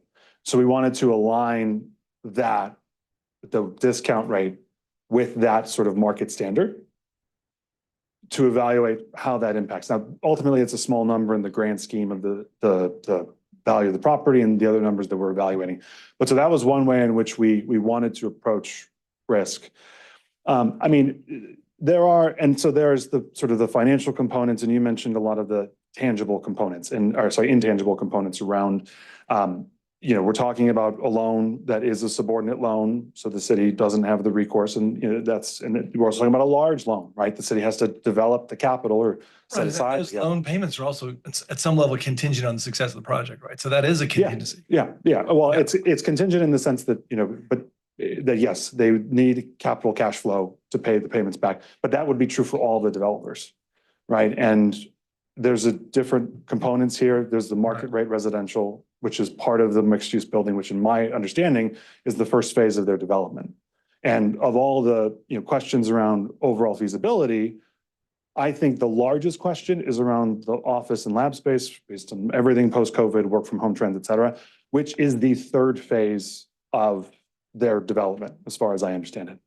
So there's a little bit more time for the city to think about what that plot becomes or what that part of the site becomes. And it's worth saying that in the conversations that I had with the Massachusetts Bay Transit Authority, they talked about the constant sort of push and pull that they are working in their relationship with Peoples, how they're thinking about shifting the program. Boston has a different kind of lab market. There's been a lot of development in Boston over the last 10 to 15 years, oversaturation. And so they're, slowly condensing the program. They're increasing the lab program. They're increasing the residential program in response to that, which I think creates the kind of relationship that ultimately the city would want to have with a developer, having that flexibility to respond to market trends and develop something that can be successful. And so while I think in any development program, all the development programs we looked at, there's risk. it's a tens of hundreds of millions of dollars of investment. But is there a partner who's willing to shape the vision in a way that meets the city's goals, but also delivers on a program that works and is sound from a fundamental standpoint on the market level? And so I think that, again, thinking about how we discounted financially, but also some of the thinking we did on the intangible side of how you weigh those risks. Because I think there are different trade-offs here that need to be accounted for. For sure. But if the lab space were the sort of third phase of this project, I mean, that's part of the repayment is also the revenue from that. So again, the loan would be contingent on that succeeding. Sure. The other thing is, like, I mean, again, the vision here is much bigger than Ackridge. Ackridge's loan is like 10% of the size, right? So like we're just got a level of risk and a size that's much more of a, something we've got to wrestle with. Sure. And, I'm happy to defer to someone from Peoples if they want to talk about some of their intended repayment. But I think it's something that council has to consider. The scale of the loan is something that, this is capital that the city will have to assemble and distribute. And that presents a certain risk that the city has to take on and would expect there are different terms that can be put in place to ensure repayment or at least protect the city and insulate them from risk. But in terms of how the development comes together and, sort of why they propose the program they propose, I'll let Donahue speak to that. Sure, and thanks so much. My name is Donahue Peoples III. I'm the Executive Vice President of the Peoples Corporation. And first of all, very much appreciate the time and the opportunity to speak. Councilmember Rist, your point is well taken. And certainly there's risk associated with the commercial piece. There's been an oversaturation of commercial office space in the market as a whole. We think that the Research Triangle and Raleigh-Durham in particular is well suited and will continue to have increased demand for lab office. In fact, my colleague Chris Minicello can come up in a moment and speak with specificity with respect to the tenants that we've spoken with, all of whom are looking to increase their space in the Research Triangle area. More to your point with respect to the loan. A portion of the loan certainly would be repaid by the commercial component, and a portion of the loan would be drawn to some degree by the commercial component. To the extent that we don't believe that the commercial component is viable, we're not able to achieve pre-leasing. The council believes that there's been an oversaturation of commercial space in the marketplace and would prefer a residential execution, then simply that portion of the liability is not drawn and the size of the loan is reduced and commensurately the risk is reduced. So the way that I'd encourage the body to consider our proposal is that we did our best to manage competing objectives. We heard in the RFP that we needed 93 units of affordable housing in order to be highly advantageous. So we achieved that. We heard in the RFP there needed to be 250,000 square feet of commercial space in order to be highly advantageous. And we responded immediately to those incentives. To the extent that those aren't the incentives that are carried by the body today, or to the extent that the body doesn't believe that the risk associated with the repayment of the liability corresponds with those incentives, then you will not find, and I can assure you, a more malleable partner to navigate those challenges. These transactions are complicated. We understand that political objectives change over time. We're not wedded to any particular execution. The only thing that we are wedded to is a partnership with the city of Durham. Appreciate that. No problem. I've got one other question, and I don't know if let me have one other question. So, one of the big objectives that was not included in the RFP, but I think is really critical for Durham. I mean, look outside. This is, here we got, these are climate events we're having, right? So we've got climate goals with the city. It seems to me that your proposal has nothing to say about our climate goals. And I think there's an opportunity here both to build in green elements in this kind of development, right? But also access the large federal dollars that are funding things like solar and others. So I wonder if you've considered any kind of much deeper kind of green component, things like like geothermal or something that could be paid for by, green bank funds or direct pay credits. So there's a lot of opportunity as well as funding that can make that happen. So would love your thoughts on that. Absolutely. And Mayor Williams, I'm going to apologize. I know you mentioned earlier you wanted this meeting to last an hour, but that's a big question and it deserves a big answer. What I'll do is I'll speak a little bit about our experience delivering green buildings. Then I'll pass it over to my colleague, Chris Minicello, and our partners at HKS. Wholeheartedly agree. In fact, in order to be competitive, we'll need to deliver a number of green outcomes. We have extensive familiarity with 45L credits, which are a consequence of ARPA, most recently passed through the federal government. We have experience with solar renewable energy credits. We've built solar panels on a number of our affordable housing buildings and have leveraged a number of separate rebates in order to amortize down the cost of more environmentally friendly building systems, particularly separate HVAC systems that we've used in a recently delivered affordable housing project, 17 Mississippi Avenue Southeast in Washington, D.C. With respect to this project in particular, environmental sustainability is not only a goal, it's an expectation and a point of pride for our organization. And I'll pass it over to our folks at HKS and Chris, who can talk with a great degree of granularity as to what we hope to propose and accomplish here.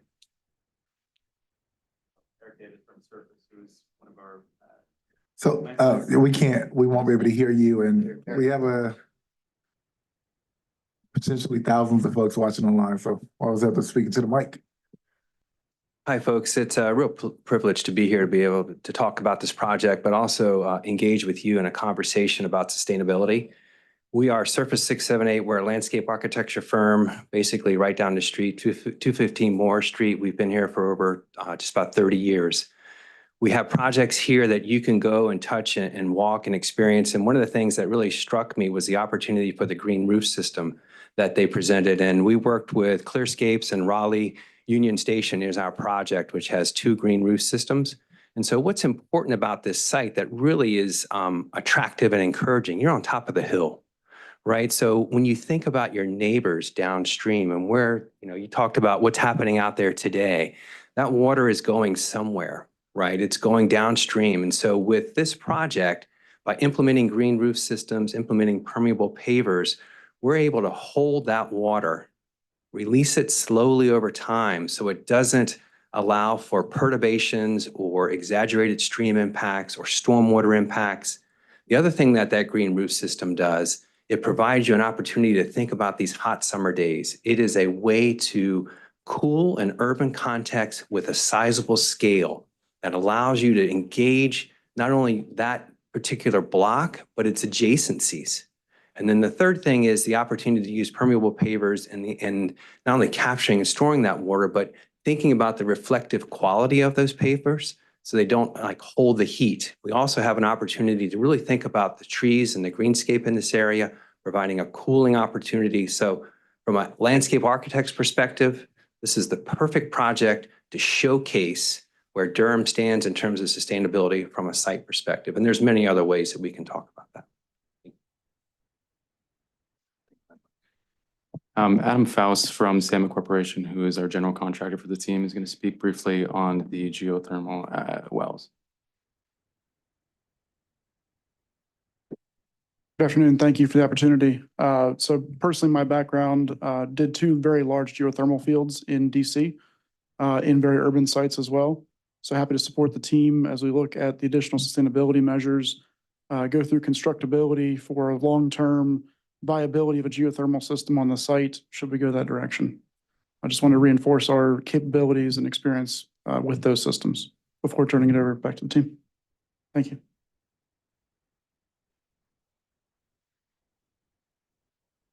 So I just have one more question that I'll defer to my colleagues. So just in a very technical financial way. So were the city to issue limited obligation bonds to provide the funding for the loan? And then maybe I don't know if it's a question for Kim as well. Like, how do we secure this? What is that secured with? And is there, yeah. And are there, and are there, and do statutes, do they limit what we can then, if we raise funds that way, are the limits on how we can spend that money? Yes. So Tim Flora, Finance Department. And so, yes, we've had many discussions with our bond counsel and financial advisors. And so you would have to structure the debt in such a way that it would be consistent with requirements for the debt, which is we would have to parse out those pieces of the project which have a public purpose.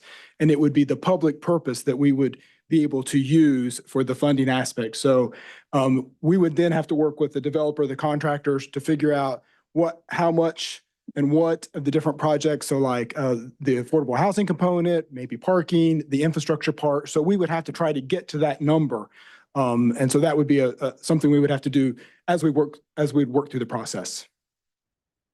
I mean, can we, and with what you see, that can we get there? Is there enough, is there enough of a? Yeah, I think affordable housing in the conversations I've been having, there are different ways of getting there. If we can't get to the loan amount, there are other avenues that we could use to shuffle some of our other financing components. But we feel comfortable that we could get to where we need to get to with this proposal.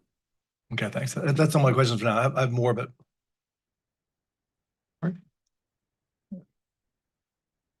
Yeah. Others? Mayor Pro Tem. Thank you, Mr. Mayor, and thank you, colleagues. Thank you, staff, for this really, it's been a long time coming. I do want to do a level set of some of the conversation about some of the history around this conversation and some of the players as well. I don't know, first of all, let me just full disclosure, I don't know where I'm going on this, but I will say that discount to my colleagues, if we want to increase the amount of affordable housing, and it's certainly within our purview. But I do want to address some of the characterizations in the conversation. Firstly, the RFP is not flawed. The RFP is reflective of the conversations we've had in this community that go back to Mayor Schewel, Councilmember Alston, Mayor O'Neill, Councilmember Reese, Councilmember Johnson. I want to honor the work. Councilmember Mayor O'Neill, Councilmember Hyman. I want to honor the work that was done and the listening that was done over the years.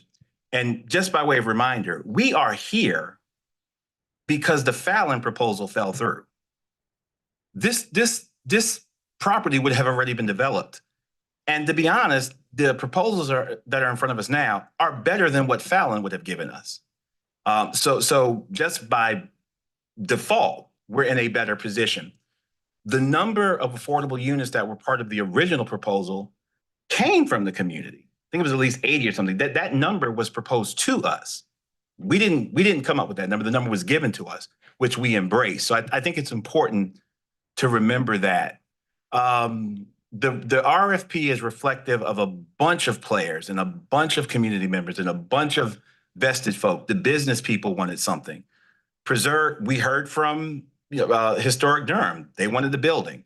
Affordable housing, which my background's no secret in the city. Affordable housing was incredibly important to us. Culture, we wanted culture. So there's a lot of things that we wanted in this project, and everybody got a yes. Depending upon the lens you look at these proposals, if you didn't get more of what you want, then you might see it as flawed. But everybody got a yes in this proposal. The question is degrees of yes. And is your yes big enough for you? And that's really where we are. Everybody's going to be happy. Nobody's probably going to be ecstatic because we're trying to fit a lot of things into this property. And part of decision-making leadership is you got to make the decision at some point. We are at decision point. I do also want to speak to my friends in the coalition that's represented here today. I think 5 or 6, I'm a member of the overwhelming majority of those organizations in the coalition. I want us to be careful about the representations we make about where the coalition stand. I'm a member of the Durham Committee on the Affairs of Black People, as is Mayor Williams and Councilmember Freeman. We haven't had any meetings as a committee beyond to authorize a representation about specific negotiation points.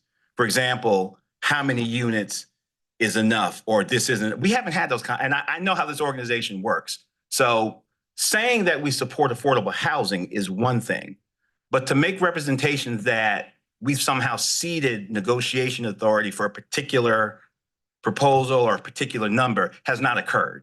And I think it's important for the public to understand that. I'm a life member of the NAACP. I'm a member of the NAACP as well. Those conversations have not occurred. Now, the general embracing of, yes, we support affordable housing certainly is the point. But beyond supporting affordable housing, to say that these voices are part of, or have ceded authority to talk specific numbers or tweaking a particular proposal, discounting that part or going on that part. I want to be very careful about the representations we have, because we have not, I'm members of these organizations. We have not had those conversations. So, and I want the public to understand as well that the internal mechanisms that would yield that type of rendering or authority has not occurred, at least in the organizations I can speak for. Durham Can has its own culture, which I'm part of and proud of and love. So when the coalition speaks, I just want to be very careful that the representations we make, we ain't had a big meeting where we all kind of came together and said, do this, and in case that, say this. That has not occurred. And I want to be very clear about that representation. Finally, again, with deference to the work that's been done by past council members, I want to honor that work. I want to honor the input of a number of stakeholders in this community that have come out and made their voices heard to bring us to this point. So I'm impressed with the people's recommendation. I know the historic preservation people are impressed with keeping the building. I know the business people and Class A space, things have changed since COVID. So lab space, so we've actually been blessed that maybe that first deal did fall through, because as things happen. So, you know, this conversation has evolved. We have snapshots, but I'm impressed with the people's recommendation. But if we want this to be a housing complex, we can do that. If we want this to be straight business, we can do that. We have the power to do that.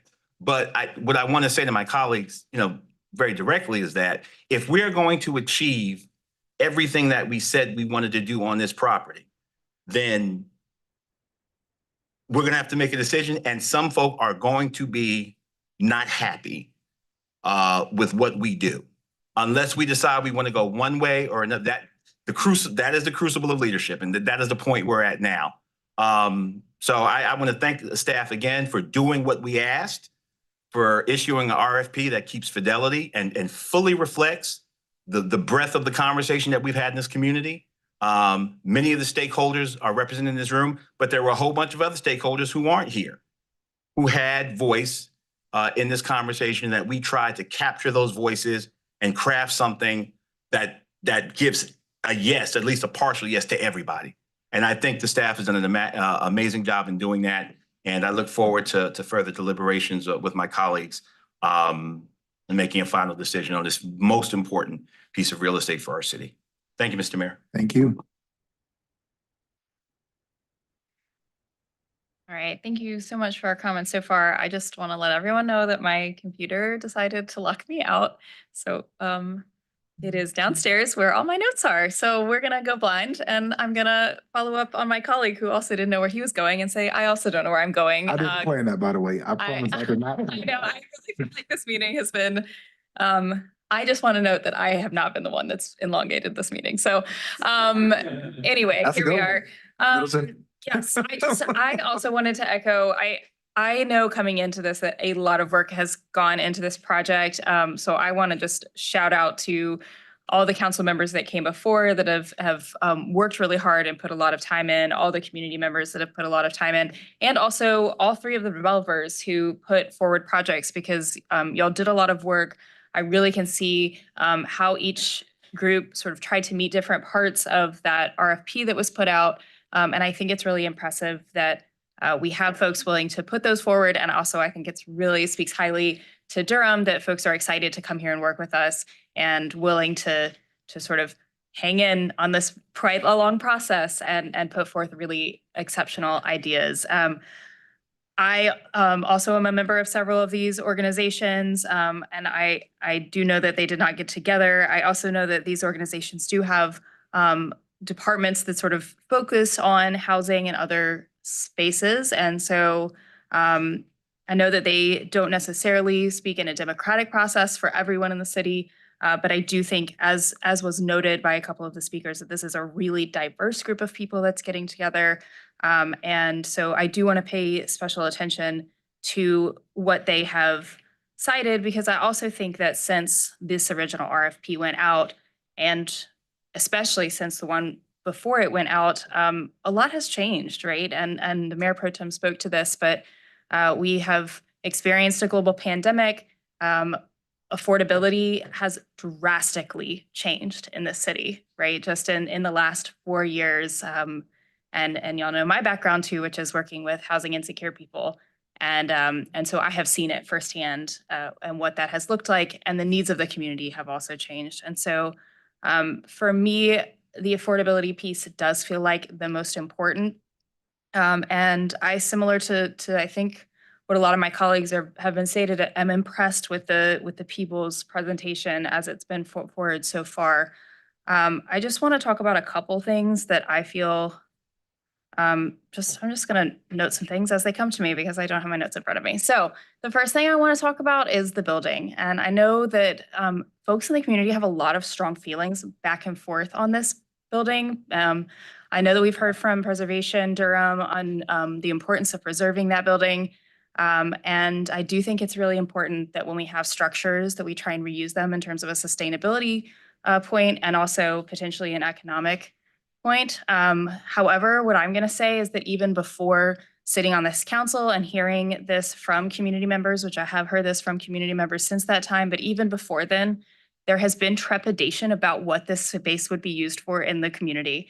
And so again, y'all know my background. I'm not a member of this specific community, but a lot of folks who are people of color who I interact with daily have really specific and very negative ties to that building as it sits there.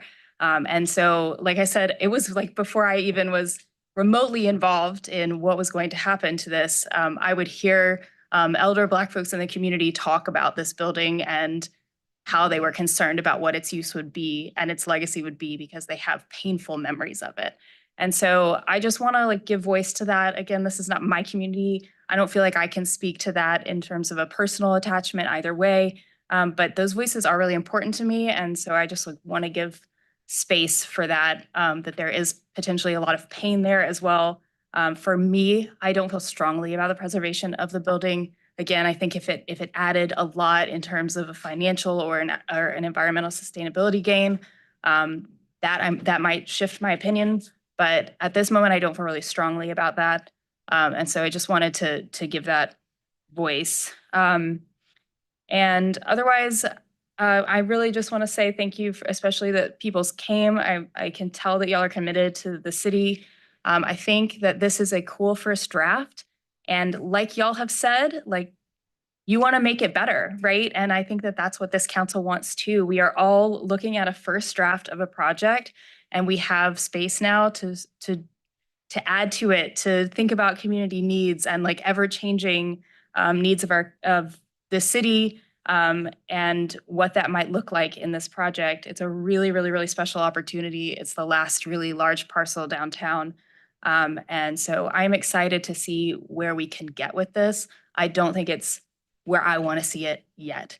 Affordability, I think, for me, is going to be number one, seeing more affordable units, potentially even at the cost of some of the commercial.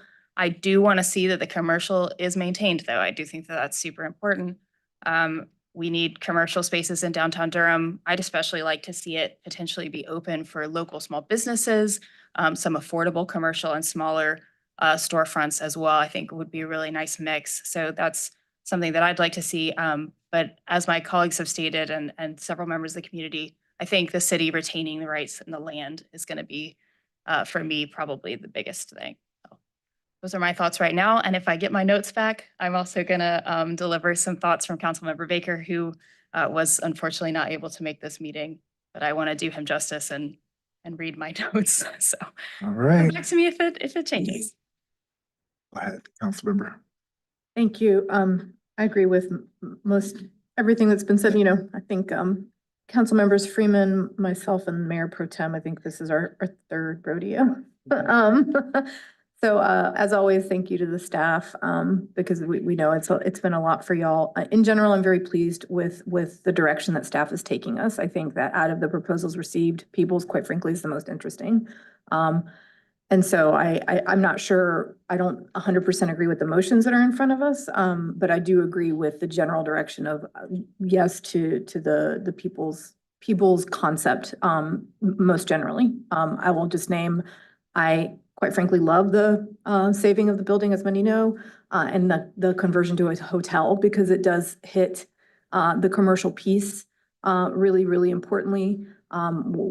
Those of us who are sitting in spaces with Discover Durham and DDI, we know that we are critically under-resourced in downtown hotels, and it does actually prevent us from doing some of the bigger festivals and some of the other things that you're seeing, Raleigh and things. And we do actually have to think about that as a community. As much as we want to not think about that, we have to compete, right? And maybe that doesn't sound good or feel good and to think about that, but people have lots of choices when they move to the Triangle. That's one of its assets, is that you can find your flavor within 30 minutes of different communities. And so we want folks to visit us. And so a hotel in that space kind of, really helps us keep the building, which that has been a group that has been very loud and clear from day one. And I will say that I was not one of the folks who was in favor of preserving that building from the get. And then I heard very loud and clear why it was important. And also I think the building wasn't a police station originally. It was an insurance building by a modernist architect whose most of his stuff has actually been destroyed. It's one of the last intact buildings that he still has in the area. And I feel like family at some point even reached out to council to talk about the legacy of the architect itself, or himself. So that part I really love. I hear folks around the affordability, and if we can get more units, great. I was not one of the council members who wanted 250,000 square feet of commercial. I think y'all remember that. So if there has to be more affordable, if there's a way to trade out the commercial for affordable units, I'm open to that. And then I will say that the retention of land, I don't know how this kind of push and pull that the People's team is indicated, things change on the ground. We're in an extremely volatile moment. Let's just hope maybe after November, some interest rates go down. I think that there's going to be a lot of things that are happening economically in the next 4 to 5 months that are going to change some things. So I think the retaining of the land, and I'll say this, and I'll say that this isn't, 2018, 2019, was just such a different economic moment than it's been. And retaining 5.5 acres of downtown land in city ownership is just really, it just gives us leveraging and power in a way that I don't know. We don't get it back. We're not going to be able to afford to ever get it back. So those are the only things that I have some kind of like, how do we negotiate with those things in mind? Other than that, I am actually really delighted with the proposal by Peoples. I think it really speaks to the kind of team we're going to get here. Thank you. Councilmember. Thank you. I appreciate my colleagues' comments. I will say I was holding off trying to figure out, there was a woman, she's a Black woman, she was speaking on behalf of retaining the Milton Small Building. She was one of the architects. Yes, Yeah. and I just want to say that piece of this can get lost, and just how much, when we talk about history of this city, is so diverse and tied in ways in which we're so progressive 50, 60 years ago, and we can kind of just mull over it and dismiss it today with the issues of affordable housing. And so I just want to be careful with that. I also will just say that there were a number of environmental issues that she mentioned that would be unearthed, and removing that structure that I don't want to see happen. And so I will say that I'm very adamant that the building be maintained and in place, and that we figure out whether it's a hotel or not. I'm partial to that at all. I don't mind either way, but I do know that hearing the dialogue in this iteration, there's so many red flags that were raised First, I want to thank Mayor Pro Tem Middleton in identifying the first, which we want to be careful when we're speaking on behalf of Black people who aren't in the room. I'm very clear that I've had lots of conversations with folks in the community, but I don't try to speak on behalf of them. I try to speak on behalf of myself and what I understand from what they've said. I know that I've sat in the room. I'd also want to say that it's not just limited to the Durham Committee and the NAACP, but I want to say the People's Alliance also has a very democratic process. And I want to make sure that we're honoring that as well. I am excited by all the various opportunities of when you talk about geothermal and environmentally sustainable roofs, all those things are very exciting, but I'm really like cautioned because this is the third iteration that I want to make sure that we don't stop. What is it? The enemy of good is not perfect, something to that effect that people say all the time. I don't want to keep doing this. I don't want to keep reliving this. And there's been so many hours poured into this. There's so much money poured into this. And I know on the developer side, this is one case where I'm like, or one situation where I'm like, I feel so bad for the developers who have been involved in this. I am just That is grateful. rare, I'm letting you know. I am just grateful that they're still willing to consistently show up and make sure that we understand that they're willing to be good partners and do what the city needs to be done on this site. I will say that the land retaining option really is appealing. I will say that I am not willing to not build in order to have it, because this project has, I've been on this council 7 years. We're going into year 8. I mean, goodness gracious. Like, it would be so nice if this would have been done 4 years ago, and it would have been nice 5 years ago. And if we don't get it done, that affordability is still unattainable for the same people we're talking about we want to have affordable housing. And I will add to that when we talk about affordability, it is not just limited to units. It is also transportation, the location of this site, and then also the jobs. And so having that commercial space may not be appealing to some, but I do want to make sure I resurface that conversation that those folks who live in the building, if they can work downstairs, it's so much cheaper and it's so much greener. That doesn't mean that everyone will, but the option to have not just office, but life science in the area, especially downtown, acknowledging how undiverse our business community or business office space is right now. I know the conversation with Northgate and a couple of other locations, we have to hear that that's the pulse of where we're going. And whether it's 250 or 200 or 275 is not really my, sticking point. It's really just making sure that this project gets done, because Willard Street is done. That's the benefit of having it done. So, this is post 300, 500 West Main Street, East Main Street, and acknowledging how the county was able to get that housing moving there. The opportunity for those folks to be in those units is much sooner because it's done. And so I do want to make sure that that's the sticking point for me, is that I want to get it done. I want to make sure that there is additional housing. If it could be more units, I'm okay with that. I'm okay with where we are. So I'll leave it at that. I think I've covered just about all of my things. I really appreciate the comments of my colleagues beforehand, because that does always help in just navigating where you sit, because I think we're essentially saying the same things in different ways with different priorities, but we do know that the housing has to be a main focus. And if we can keep the land, that is it's all right. Yeah. Councilmember Freeman, it was Phil Freelon's team that redid the redaptive use of the police station, and she was, I think, one of the first Black women principal architects, if not in North Carolina, maybe the Southeast. So I just want to name that history. Shirley. So also Patricia Harris was the first African-American licensed architect in the state of North Carolina, female African-American. That was the one that came to speak with us, With the actually. preservation people, yeah. And I want to make sure that's clear, like the preservation of those of that land or preservation of that building means preserving a little piece of history that ties them to that insurance company that became a police department, that can become something different, that will be beneficial to the city of Durham. Thank you. No, go ahead. Thank you, Mr. Mayor. Could you turn that mic on? Colleagues, thank you so much for a really robust conversation. I do want to, with respect to the sale of the building, just kind of drop a bit of a historical tidbit. So one of the options was we just sell the land for $1 gazillion, take the money and do affordable housing wherever else.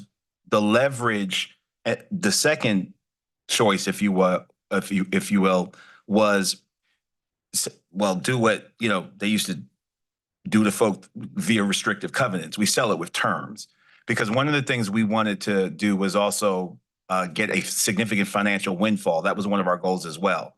And the way to do that was we could either, and I remember Jillian Johnson spoke very eloquently about the pitfalls of self-developing, retaining the land and developing it ourselves, the city becoming a developer.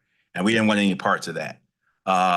So selling the land would get us a significant financial windfall. However, selling it, as you can do, under terms. We'll only sell it to you if you agree to do such and such and such forever and in perpetuity. So I come down on the side of wanting to retain ownership as well. But historically, the conversation tracked along the lines of how do we achieve the goal of getting a financial windfall, but also still make sure our values are retained on that land. So it wasn't just selling it and letting them walk away. It was selling it under restrictions, which got us money up front, but also put affordable housing there, put the things that we wanted there. And we got to participate also in a future sale as well as has been reflected. So I just wanted to put that in context. We weren't just taking the money and running. We were selling it under specific circumstances, which benefited us financially and in terms of accomplishing of mission as well. Thank you, Mr. Mayor. You got your computer back. Yeah, do your thing.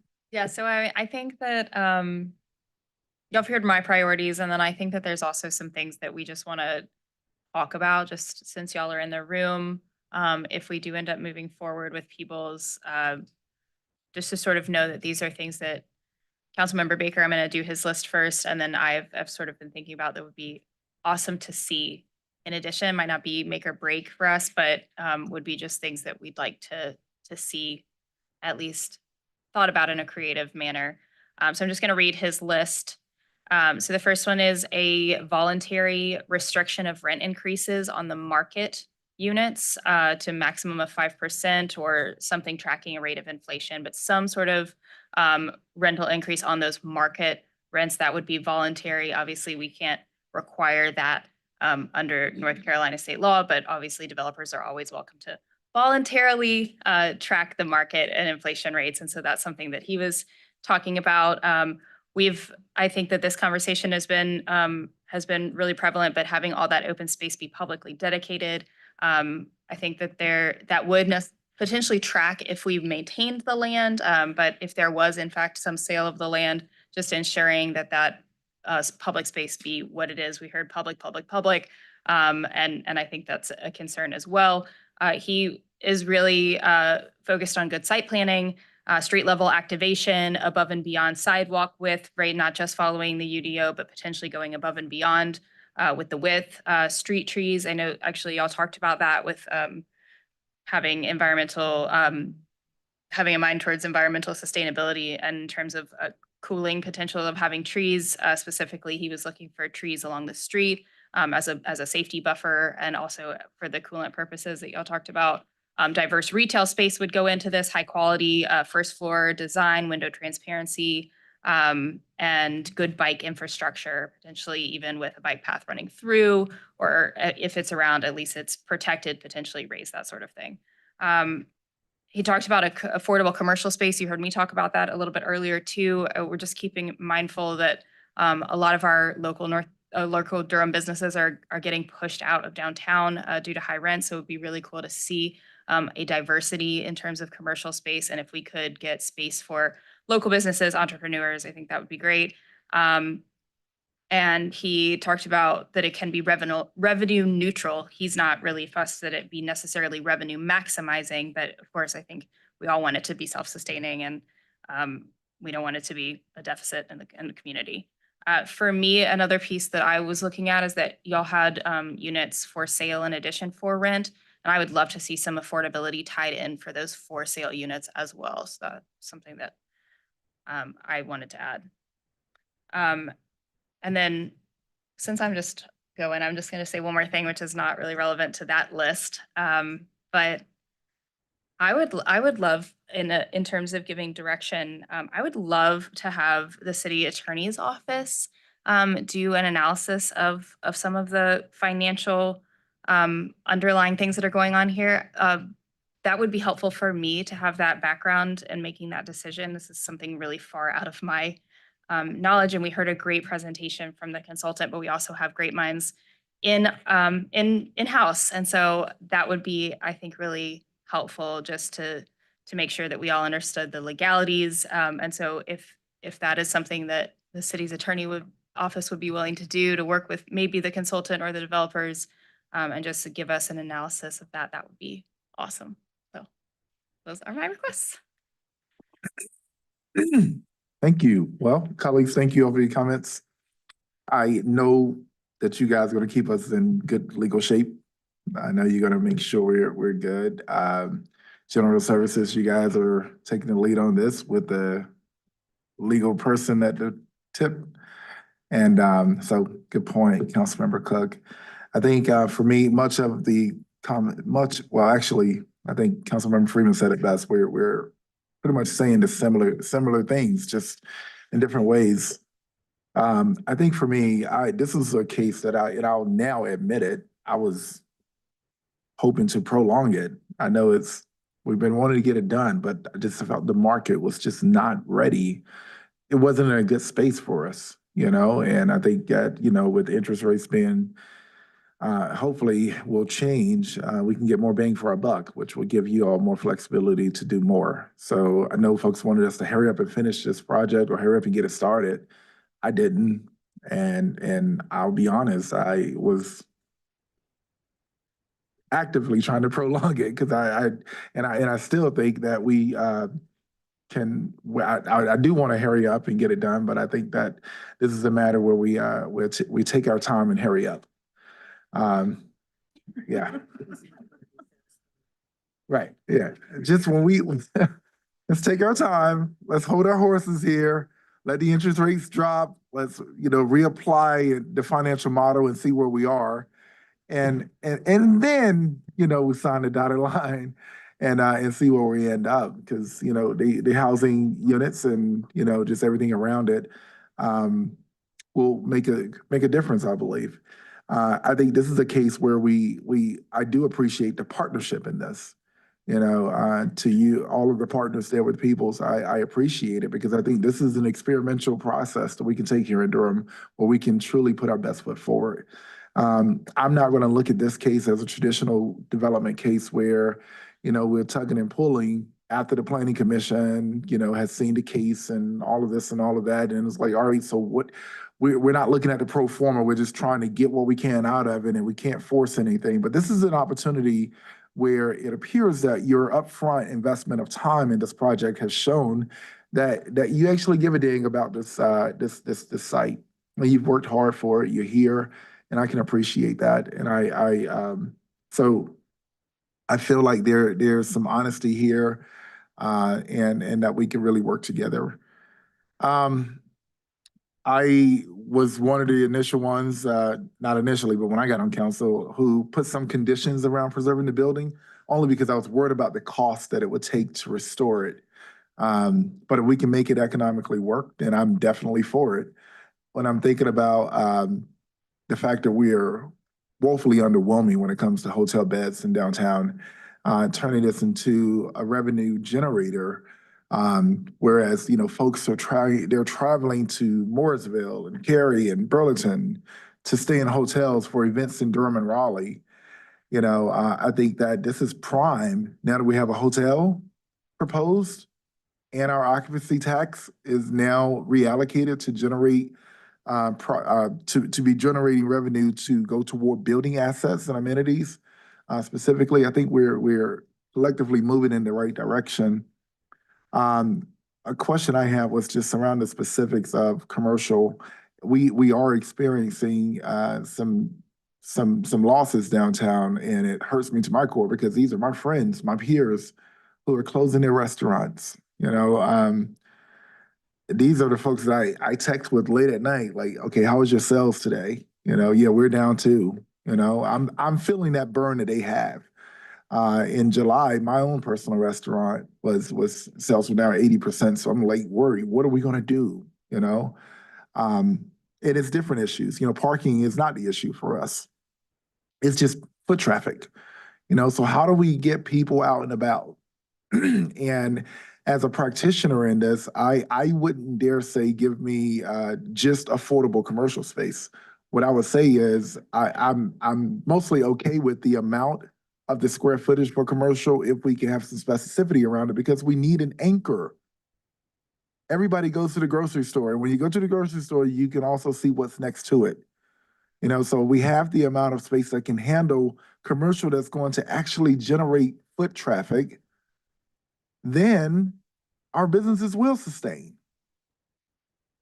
I think Councilmember Freeman, you may have been the one that said this, but I talk about affordable living over affordable housing all the time, and it does matter. And I'll give my personal story as an example. I live right there under the Flashing Bull, right at Old Bull, and my job outside of City Hall is my restaurant, which is right on campus, and I get to walk to it.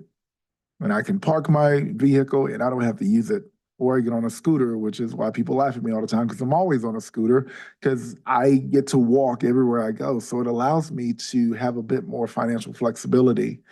Now, imagine if we can create that experience for more people, and therefore we have more, finances that could be, that can have some versatility, in the household. And I think about that. And to me, that's affordable living. But just giving someone a single component that doesn't mesh well with everything else that they have to do, it doesn't really help the situation. You may feel good doing it, but it doesn't really help the overall situation. So I think about the holistic approach. So Councilmember Freeman, I appreciate you highlighting that. So if it will be 250,000 square feet, then I'd like to know what type of specificity is going to be there, because we need an anchor. Businesses that are up and operating right now, they don't have a problem operating. They can make the money, but if it's nobody to sell the product to, then they're not going to sustain. They're not going to survive. And we've heard a lot of issues, a lot of reasons why people are leaving downtown. Trust me, I know for a fact they're all very different. But one thing is consistent, is where are the people? And if we're thinking that we're going to put a big office lab there, look at around 321 Coffee where that was. I mean, Google's in that building. And there was someone having coffee the other day, and they saw 100 people walk by, and 2 people walked in for coffee. Because they're going inside the building, which is really insulated, and they have everything they need inside: food, coffee, everything. So we just want to be really intentional about the types of tenants that we're attracting as well. Not saying we don't want Google. We definitely want them, because those are really good paying jobs, and we get our revenue through the taxes, right? But this is an opportunity for us to partner together to be really intentional. I don't want to over restrict you all. I want you to have the flexibility to put your best foot forward. But what I'm saying is I want to be a partner with you in that, and be realistic. I know that, the more we increase affordable units, the more the financial model is going to have to shift, because I know that, the more affordable units you have, the harder it is to finance. And we have to say, all right, well, we're going to do this, increase this here. Then we have to look at how do we generate and make sure this is pinnable, that you can actually, that's not a word. We got to make it work, right? But at the same time, we want to stay true to our values too. And that's the #1 priority on this as well. So I don't know who said this either, but about those for sale units, having that, more accessible as well, or attainable. I think that's a really good opportunity. So I think that we can create a model here that can be iconic for other cities and municipalities to look at, and make sure that they can see how we did it. Yeah, and think those were mainly all of, oh, and just looking at what's happening around it. You know, let's not ignore the fact that it's, while privately owned, there's about 12 acres of land that's next door to you that's underutilized right now. There's nothing happening. And we want to make sure that we are talking to those folks to see what will go there eventually. And also the Durham Rail Trail is coming. The Durham Rail Trail is coming, and we can activate that space collaboratively. I foresee this part of downtown being reimagined. And yeah, this is my interest in this, you know, without saying, hey, let's just put a convention center there. This works. I love it. Well, that should go on the freeway cap, actually. So it's coming. So this is on the, we'll be on the GVA as well, right? So, because there's several motions, so how do we? Yeah. So Madam Manager was waiting on me to finish running my mouth so that she can get to that part. But yeah, I think the last main thing for me is, well, I said the question that I had, but I didn't ask it. How do we get more specificity around types of commercial space? I understand what the markets are saying about lab space and all of that, but how do we activate this? Press that button to turn it on till it's green and then speak up into it. Thank you, Mayor. So I appreciate you asking that. It's something that we really focused on in the original proposal, specifically the base proposal, is creating a holistic community that benefits from each of the components, right? They live in harmony, right? So the ground floor retail, I believe it was a request of Councilmember Baker, right? Where he said he wants community retail that can serve or that can operate at a neutral capacity, right? We firmly believe in that because community retail that's great for the community operates at a neutral capacity, but serves to the greater benefit of the community, both on our master plan and the wider community. So for us, it's reaching out to local stakeholders and community members and businesses to help fill in those spaces to where it services the apartment users, the office users, and the wider community. Could you kind of define that a bit for me? Community retail? Of course, yeah, absolutely. So when I mean community retail, I mean the retail that you'll see servicing apartment buildings traditionally. Liner retail that is, say, convenience or say like dry cleaners. Yeah, dry cleaners, food and beverage, things that you want to go to and be a part of. Things will activate the community and pull people in, right? Also convenience retail, right, with dry cleaners and things of that nature. An anchor tenant is, I think, imperative. It's something that, I mean, for a good 6 to 8 months, was nearly our full-time job to try to find who would be the appropriate fit there. We've had very positive conversations to that end, and are excited to chase down leads to help find out what would be the right solution there. Certainly open to bringing those discussions to the city to help, you know, come to a resolution as to who would be the best fit. But we're excited and I think are largely aligned in that sense. I'm tossing a lead out there. We are woefully underwhelming when it comes to hotel space. You guys answer that. We don't have a grocery store downtown. It's heard loud and clear. We do not have a grocery store downtown. Put it away from me. I don't understand why no one sees it as attractive enough to put one there. But I mean, you want to activate people and make Durham downtown much happier? Yeah, because right now we all get in our cars and have to drive to 9th Street, or we get on the bus and have to, you know, ride over to 9th Street and come back. And yeah. That's heard loud and clear. Scott Baltimore on our team from HKS has built out and helped us curate those retail spaces on the ground floor. There is conveniently a very large box there for somebody that I think could service the community. Yeah, and before I finish, I want to reiterate what Councilmember Riss was talking about. I was at a U.S. Conference of Mayors meeting, and the Secretary of Energy, Department of Energy was there, the administrator, and quote, we have so much money, it's hard to get rid of. So it's a good problem to have. Yes. Yeah. Incorporate as much as you can. I promise you, my letter of support will be waiting for you. And I will signal my channels to submit their letters of support. And that is what I mean by being a partner. We have brought a lot of money into the triangle just through infrastructure. And there's a formula that we have for that. And I would, out of my office, would be right on if we go with you guys. Thank I you. want to add that the Office of Deidreana Freeman will also be on board with that as well. Here it is. Thank you. We're very excited. All right, so Madam Manager. Thank you, Mr. Mayor, for an opportunity to speak very briefly. We have this item on your work session agenda today, and we have a recommendation for a development team to be the preferred development team. That development team has presented a base proposal as well as an alternate proposal. And there's another significant item here for you to authorize the city manager to negotiate a non-binding term sheet that would outline the terms of the development agreement and other required documents. What we've heard a lot of vision, we've heard a lot of ideas, and we've heard from the developer who has joined us here.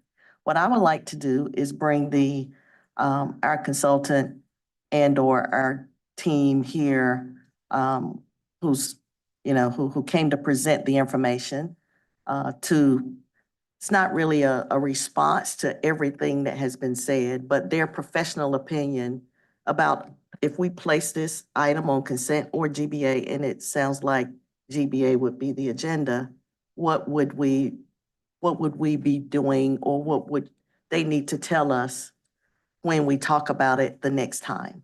So I hope that that is not putting them on the spot, but I think it will be helpful to us.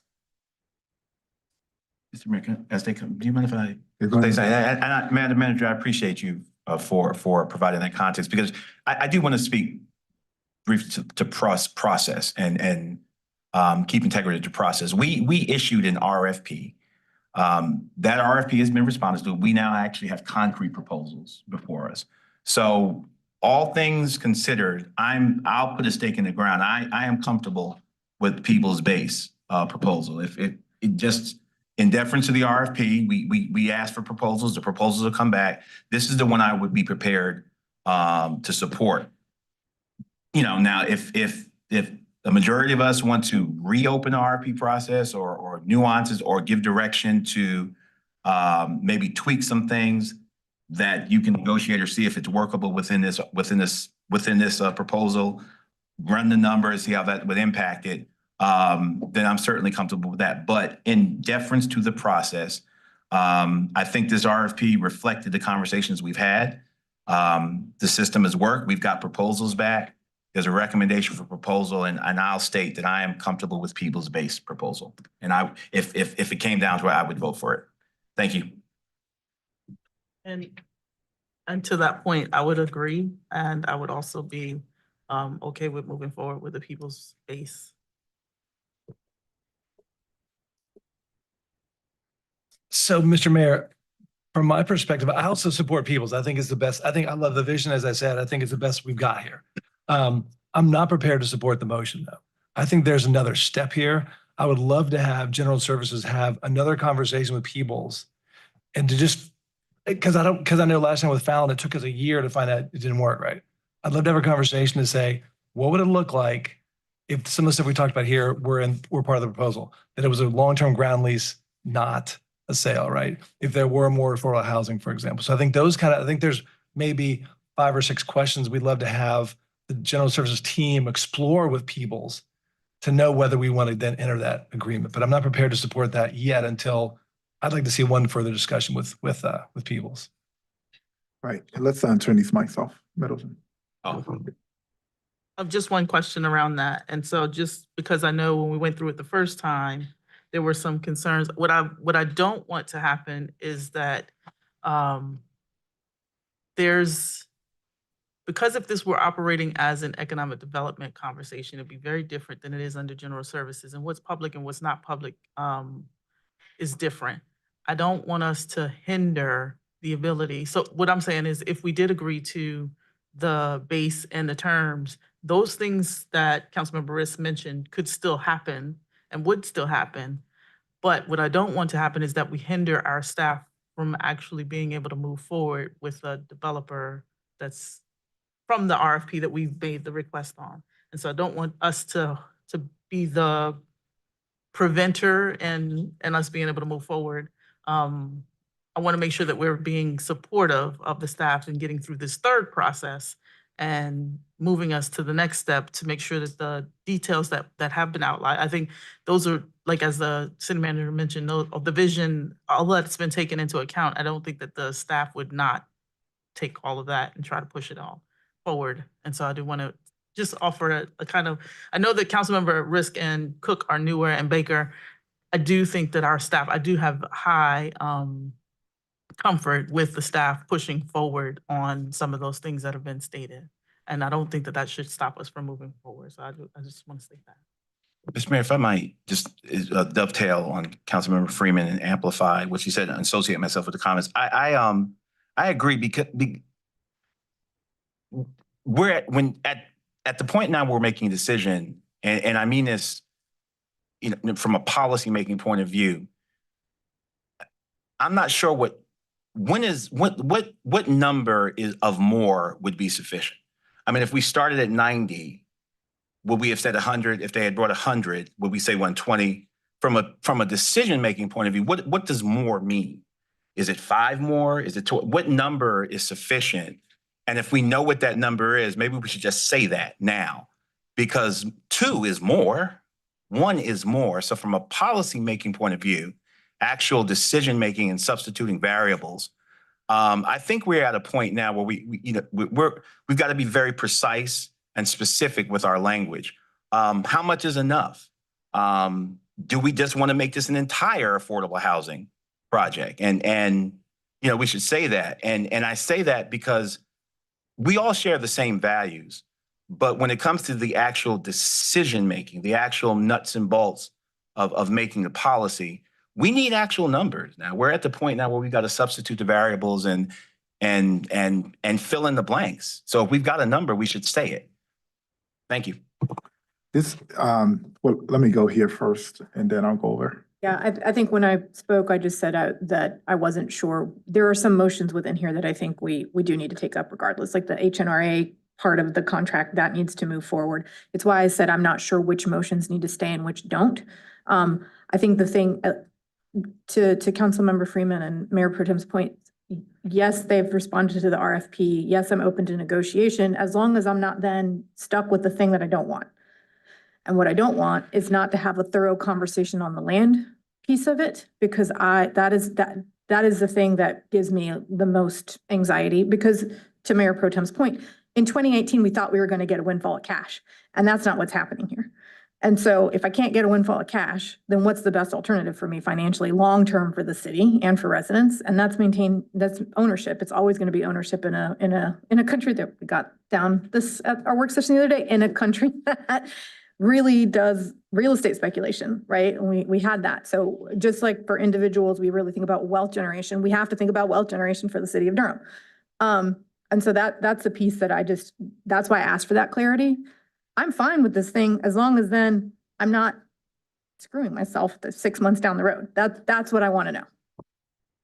Say it so crassly.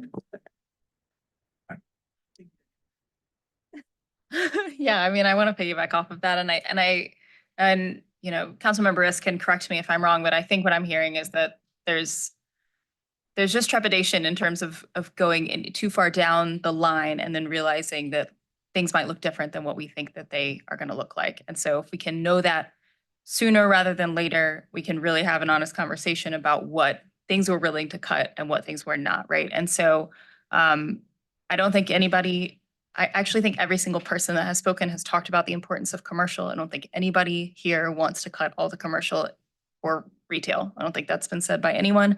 And I do think that we're talking about what might it look like? What could it look like with a substantial greater affordable units? And so I am happy to put up forth a number, because the 6 organizations that came forward in this community group asked specifically for 175 affordable units. That was the specific ask, and they were looking at a 60% AMI, I believe. And it's not that it's make or break in terms of numbers for me, but that is a substantial amount more than what was offered originally. And so what I would like to see is is some conversation. And I do trust the staff to have that conversation. It's just that I want them to have the conversation sooner rather than later. And then we can sort of decide in terms of what we want to commit to with more information up front as opposed to having it later down the line.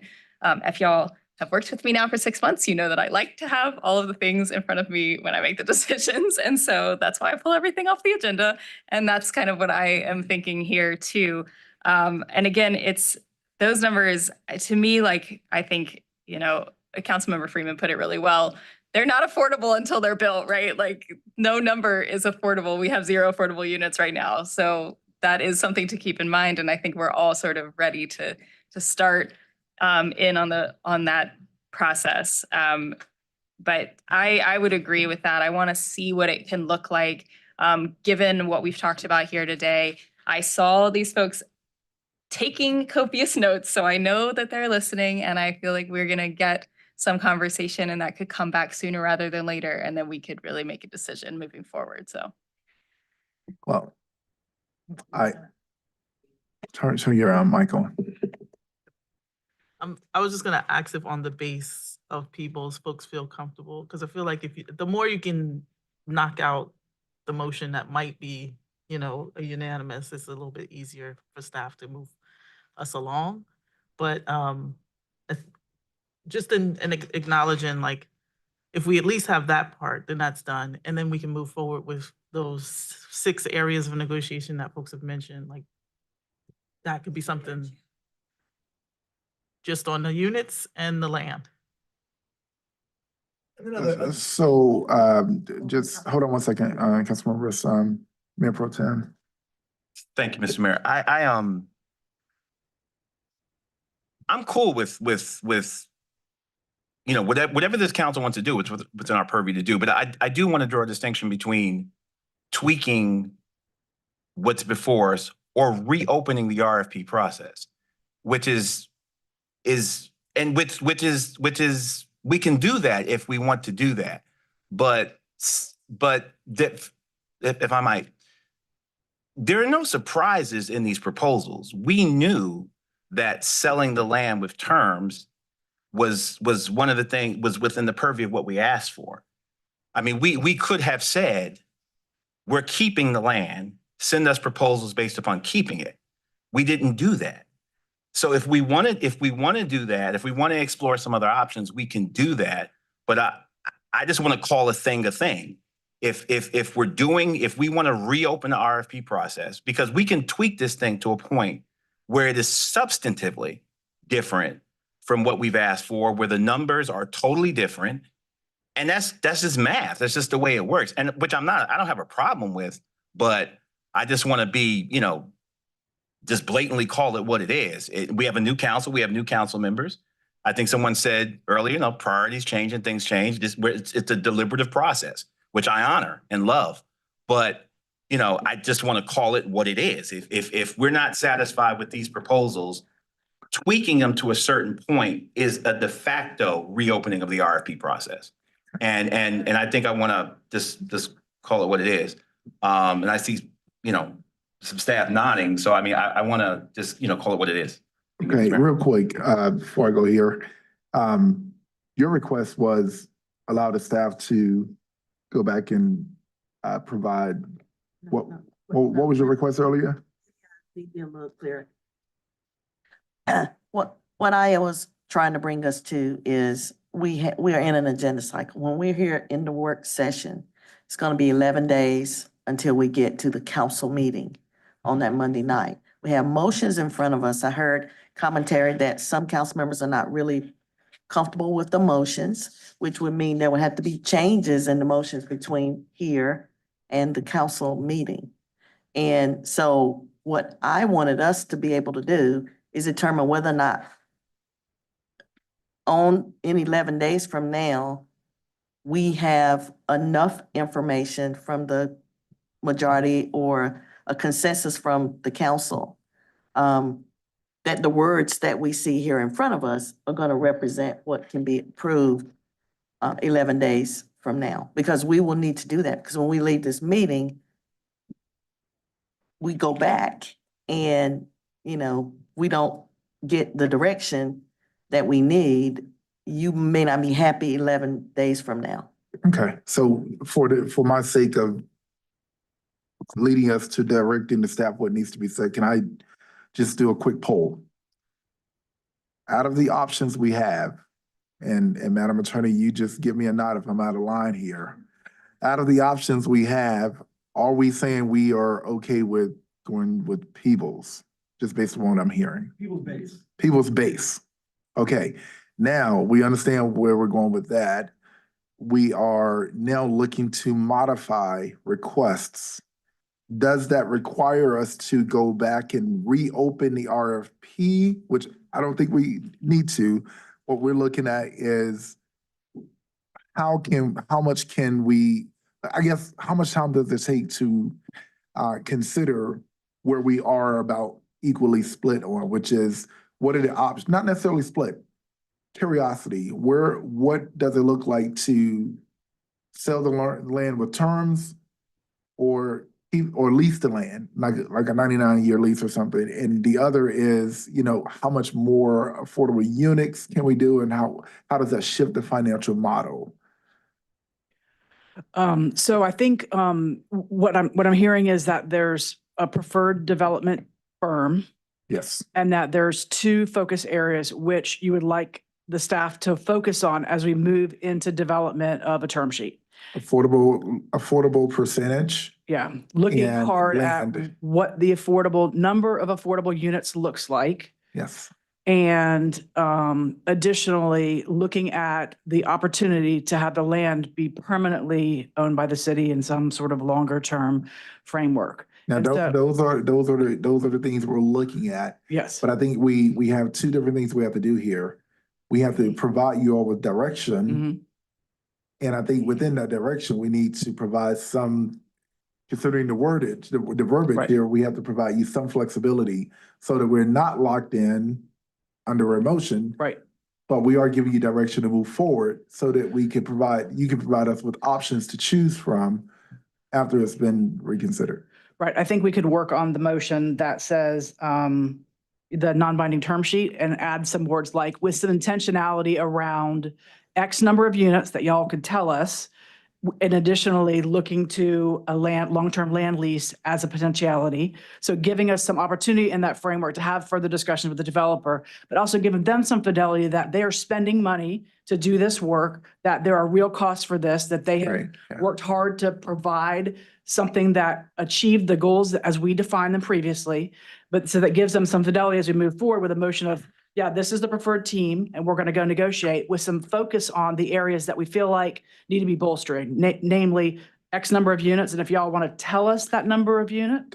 Well, can we hold on? Because I'm a bit afraid of that language because we don't have performance in front of us. We're not financiers.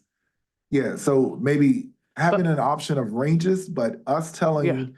But there may be a way to say there's a preference for some smaller units versus larger units, or there may be some way for us to have some conversation and present back to y'all in 11 days, some high level kind of frameworks for the same way we do with budget, some optionality stuff. Just let's look at affordability of units through type and volume and let those options come out. I sell chicken for a living, so I don't build housing. Right. So I feel uncomfortable telling you how much it should be when I'm not paying for it. But that's why we can be a partner in this. So I want to give you all staff and the developer flexibility to come up with ranges to provide us in options. Well, I can say, you're right, ranges, because I think it's going to cost different things. It could change the numbers. So like some kind of range of like, yes, we're open to more affordable. This is what it might look like. And we're open to a ground lease. I think those are what we want to hear, I think. And then if that's agreeable to the developer, then I think the motion then becomes much simpler to support. And if I could just make sure to kind of pull in Councilmember Baker in his absence, the conversation around the market rate being,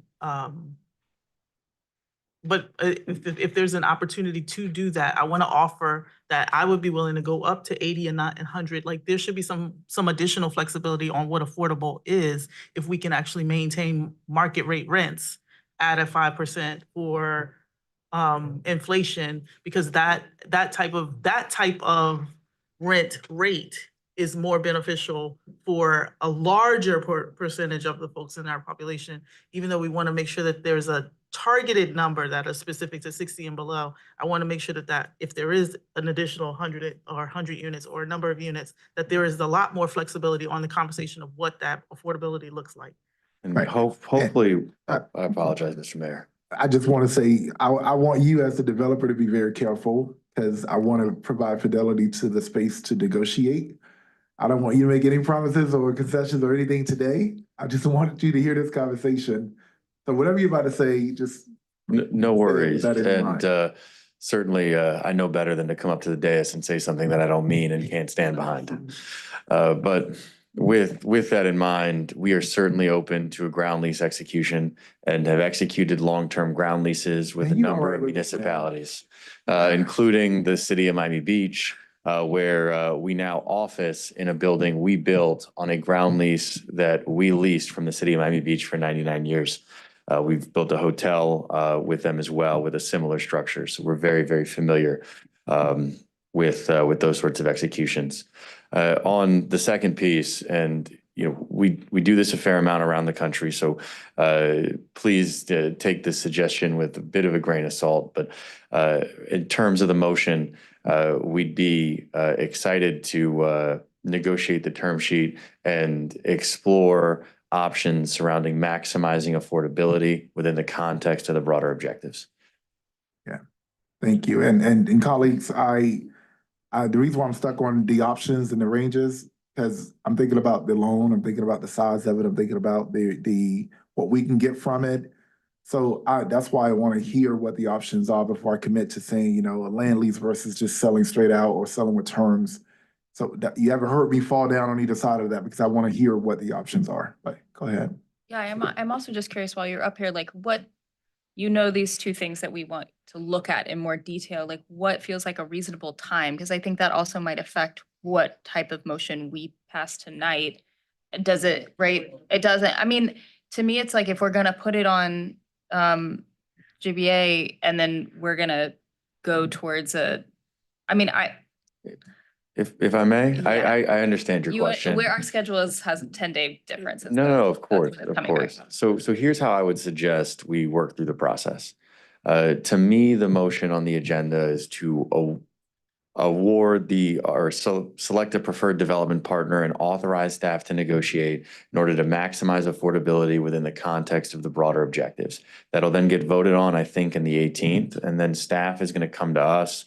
We'll sit down, we'll negotiate a term sheet that's going to speak to all of those things, Commissioner Cook or Councilmember Cook, that you're looking for. We'll negotiate a relatively extensive term sheet, which will have within it, and again, take this with a grain of salt. This is certainly how we've done this other places, and I think it's relatively efficient. A broader term sheet that captures not only the terms of the disposition, whether it be fee simple or a long-term ground lease, the terms of the affordability, not just particular AMI bands, but duration, the terms of the financing and the bond, inclusive of the term and the interest rate and the repayment mechanisms. And then we'll return back to you all to bless that term sheet. We can do that relatively quickly. And would anxious to say that if not by the next council session, depending on how your agendas work, the one after that, we're excited and ready to move forward. So, and just take this with a grain of salt.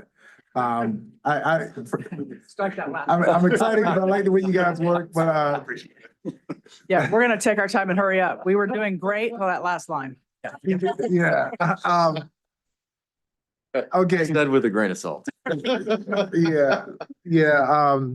Just for the reason why I'm being really broad about it is because I want to make sure that staff has a chance to really dissect and really listen to what we've said, our dialogue today, because I don't want this to get to the point where it's like one council member you're trying to do this, one council member trying to do that. Listen to what we're saying as a council, and staff and you all come up with the best options to present back to us.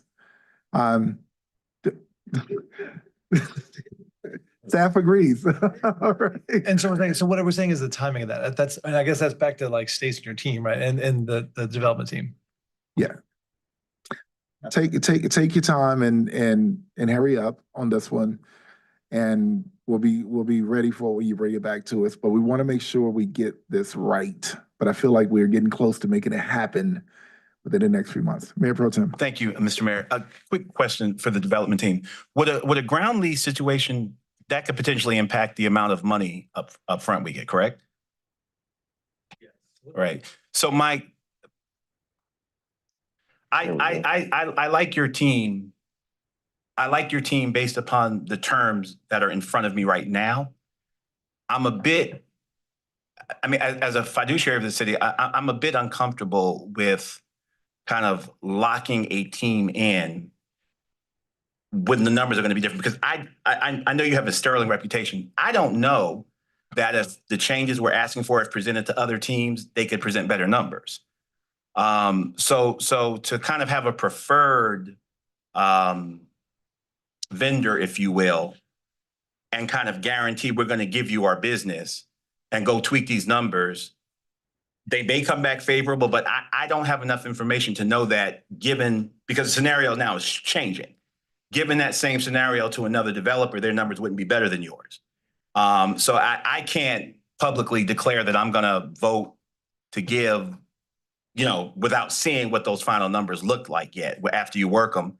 And I don't know that somebody else couldn't do better than what you bring back under the amended terms. So I like you guys very much, but I like you based upon what's in front of me right now. So as a decision maker and with deference to my colleagues, I don't know that somebody else wouldn't bring better numbers under a ground lease situation. Councilman Cover, but you want to respond to that? I'd love to. Certainly, that point is well taken. I think that I have two caveats. The first one is that we can structure a long-term ground lease to nearly identically mirror a fee simple disposition. We're doing that now with Massachusetts Department of Transportation and negotiated that with Scott Bosworth, with whom you had the chance to speak with. The second piece is that once we are authorized to negotiate with staff, to the extent that the body is not happy with the changes made on the term sheet, there is, in my understanding, no obligation to move forward with our team. Our goal is to move forward with what's proposed, to the extent that in the midst of this partnership, and we certainly perceive it as a partnership, the objectives and structure were to change.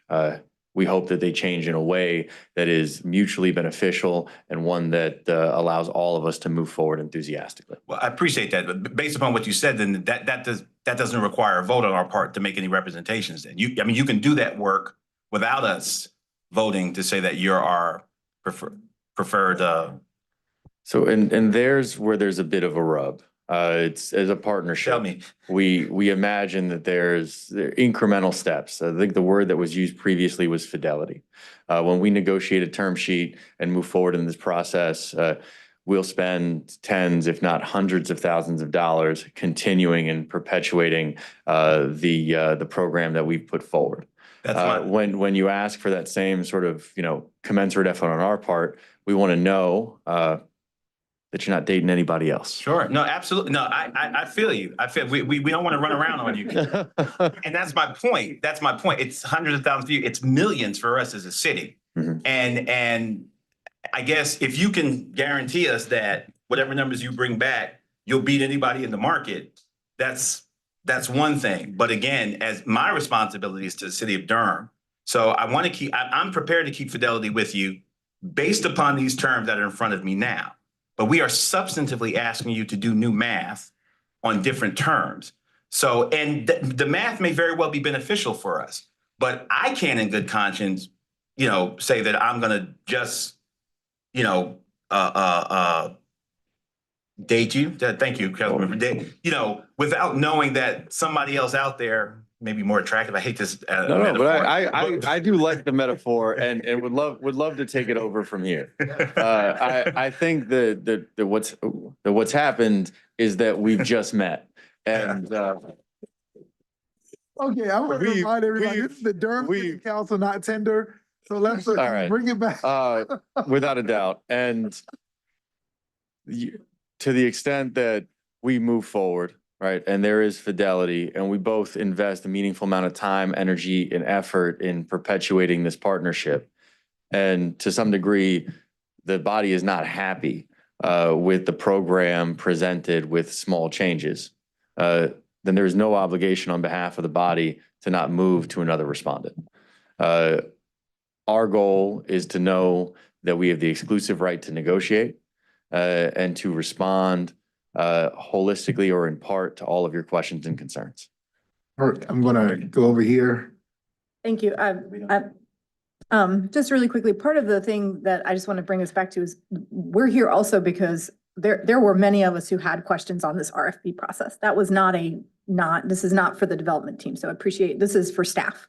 I was one of the council members who, we got kind of pushed along around the second round of RFP. And so we're here partly, I wanted lower, I wanted smaller commercial. I said that. I was one of the folks, and in fact, the land option or the lease option was brought to us by staff after the failure of Fallon as a potential financial benefit to the city because the market had changed so much. So some of this is because things have changed, and some of it is because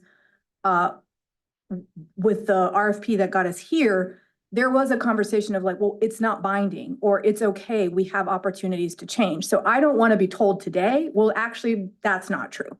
Because I was definitely one of the council members at the time who said, how locked in are we going to be? And so we're back here in the same moment. How locked in are we going to be? And here are my concerns, and my concerns have been pretty consistent. And so I am perfectly fine moving forward. I'm delighted with the proposal in front of us. I have two big questions. I would like to see the financials on it. I'm fine with the motions as they are, as long as those motions get me that thing. And if they're not going to get me that thing, then I'm not okay with the motions. That's it. It's very simple for me. Thank you. Councilmember Freeman. Thank you. And I think to that point, I've felt your contention, and I think I've had a little bit on I just want to make sure that the units land. And so I do want to say that the motions as they are written, which is why I was trying to express, actually deliver just what we're asking for. And so I just wanted to make sure, so it was good to have the conversation and make sure that everyone's point of view, especially for the newer council members, were included so that you could get consensus around the board. Because I think we heard consensus on the land. We heard consensus on, well, I think we have part consensus on the hotel. I think we heard part consensus on, there was one other thing, on the additional units. I think we have, and those things that are floating will come back to us with the actual contract for the deal. What I'm talking about is after this negotiation, that would still come back to us. We would still be, I'm gonna guarantee you there's gonna be at least 2, 3, 4 more meetings where we have to have the same presenters present, and then also the folks from the community say the same things that they've said today a number more times. It is, I think we're at at least 15 or 16 right now, but there will be at least 4 or 5 more. And so I don't want, what I felt like was happening is that it's almost like you feel like this is, as we move, there's more reticence and hesitation. And I feel like in this process, we've gotten to a good point. We have a developer that the staff has recommended that more people are on board with than previously. And with the experience of the previous Fallon situation, we're in a much better position than we were before. It's not the same. The things that we're talking about are all negotiation points. And I think your vote is the negotiating point of that is your point of negotiation. Rather than making it a spelled out written thing in a motion, I feel like if we left these motions the same and we allowed staff to go back, that would be the simplest, I won't say easy or quickest, but simplest way to move forward. Okay. Go ahead. So I think we all recognize the experience that previously where we spent a year negotiating with Fallon, and it comes back a year later and it's not what we want. And we're back to square one, right? So I think what we're saying here is that for for a number of us on the council to move forward with the motion to accept Peoples as preferred developer. So a couple things that are kind of non-negotiable. One is the ground lease, one is more maximizing affordability. Those are two things. And so if we can have more information on that, some assurance by the next meeting, happy to support the motion. If not, not ready. And just to be clear, they're not non-starters. They are things that they're negotiating points. Because we don't make it's like there are like three people that may want one thing, three people that want another. That doesn't mean the council is not going to go forward with it. So I hear what you're saying. What we're doing is looking at those two main things as, all right, give us options around what it would look like if we sold with terms, sold straight out, or a ground lease. It doesn't mean we're not choosing you unless you give us the ground lease. So what we're saying is, let's move forward. Because we haven't taken a vote, so we don't have a position on this yet. We're giving direction. You are looking at the ground lease. You're looking at the ground lease. Someone else may be looking at the ground lease. That does not mean the Durham City Council is saying we're not going with you unless you give us unless we do the ground lease. What we're saying is give us the options of those. So we're saying let's move forward and allow the staff to go into negotiation with them and give us the options. Because right now they're far ahead than anyone else based on the assessment. Thank you, Councilmember Morrison and Mr. Mayor. So just a point of clarity on what happened with Fallon. It wasn't that Fallon came back and we didn't like what they brought us. Fallon failed. The deal fell through. We took a duly binding vote. We gave Fallon the business. Then they came back and said they weren't able to do the building, whatever it was at cost. So to be clear, this would be a done deal if Fallon were able to carry through with what they said. We wouldn't be having this conversation right now. So I want to be clear about that.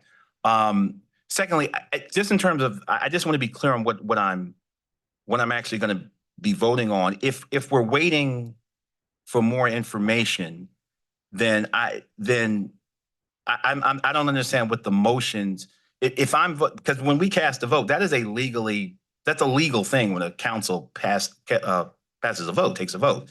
So am I voting, am I committing to you're our guy or person? But in the meantime, go back and bring these numbers. And if you bring the numbers back and we don't like them, that nullifies the vote, the legally binding vote that we took. Because for me, if we're waiting for more information to come, what's the point of voting? I mean, we can just have that arrangement, but I understand the developer's position. They're looking for a lock-in with a lock on it. And if we're locking in on terms yet to be determined or could possibly change, I'm just, as a decision maker, I just want to be clear on what I am casting and committing the city to in a legal way. Because, the information, if we're awaiting more information, let's await more information before I cast a vote. Why do I need to cast a vote pending information? Let me get the premise of the council real quick. Are we saying we are sending this back to staff? But if we do send it back to staff to reconsider, then that means we're sending this back for all applicants. I believe that's something we have to consider. Or are we locking in and moving and allowing this developer to come back with options? Or are we saying we're not ready to move this to GBA yet and allow the changes to come back? But do know if that happens, then I believe, to be fair, it's going to be everybody. So we're going to go through this process all over again. I personally speaking, individually speaking rather, I think that I don't want to, I want to get this right. So I'm kind of split here. I want to get this right, but at the same time, I don't want to be deemed as bad to do business with. And I don't want to feel like I'm playing around with folks that I'm not spending money to do all of this. This is really expensive work. So I just want to put that out there that's what that is true, because on this site. So it's a matter of risk here for me, and I'm willing to, I'm ready to make a decision on that, but go ahead. Yeah, I actually totally agree with everything you said. I think it would be Did you say helpful. that again? Just Yeah, for the I record. know, For the record, okay. Yeah, for but I Today is do full of think that rarities. this is, I think where we're getting stuck is that we don't have clarity around what our options are. Because what I'm hearing is that some people are like, I'm ready to go to a fact sheet. And then other people are like, if this thing is not possible, then I am not willing to push this motion through. Right. And so like, that's a pretty big divide. Is there middle ground that we can get to in this meeting that we can put on our council agenda that somehow meets both of those? Is there a way to word this motion that is different than it is currently so that we can get that information so that folks can feel comfortable voting one way or the other? Go ahead. Thank you. I thought Stacy offered suggested language on the second, which is what, it's really the only one it's the third one, that one. I thought there was a discussion on kind of providing ranges, providing options. And so I thought that was an okay suggestion because it gives us options, which is what I think many of us kind of want to know. If it comes out that like a land, whatever it's called, is terrible for the city, Mayor Pro Tem, I'm not going to vote for it. I just want to know what it looks like. It's like when I'm looking at interest rates and I want to know, okay, do I get a 15-year locked in mortgage? Or I get a 30-year locked in mortgage? It's like, just give me options because again, and I've already stated it, there were I was one of the council members who did not love the last RFP process. And I was told, you're not having to buy the house right now. And now I'm feeling pushed again, and I'm not going to be pushed. I don't care if it takes us a minute. The market's been crazy for the last 4 years. And so I'm okay with making sure that we get the best bang for our buck. And 6 years ago, it was cash windfall that we never got. And so here we are again. So that's it. If there is language that can be added to the second part of that motion, basically the third bullet, to allay the concerns of council members on ranges and options on the affordability and the retention of land, that is really all that needs to happen. Councilman Caballero, I agree with you. I think the critical, what you said is options, plural. This is one person. This is one entity. And there may be, if we're looking at a land lease, there may be another vendor out there who can do better than this one. Options, plural. And my point, and that's precisely my point, that I'm fully comfortable with going with this vendor under these terms, under this that we've asked for. We are now asking for something different.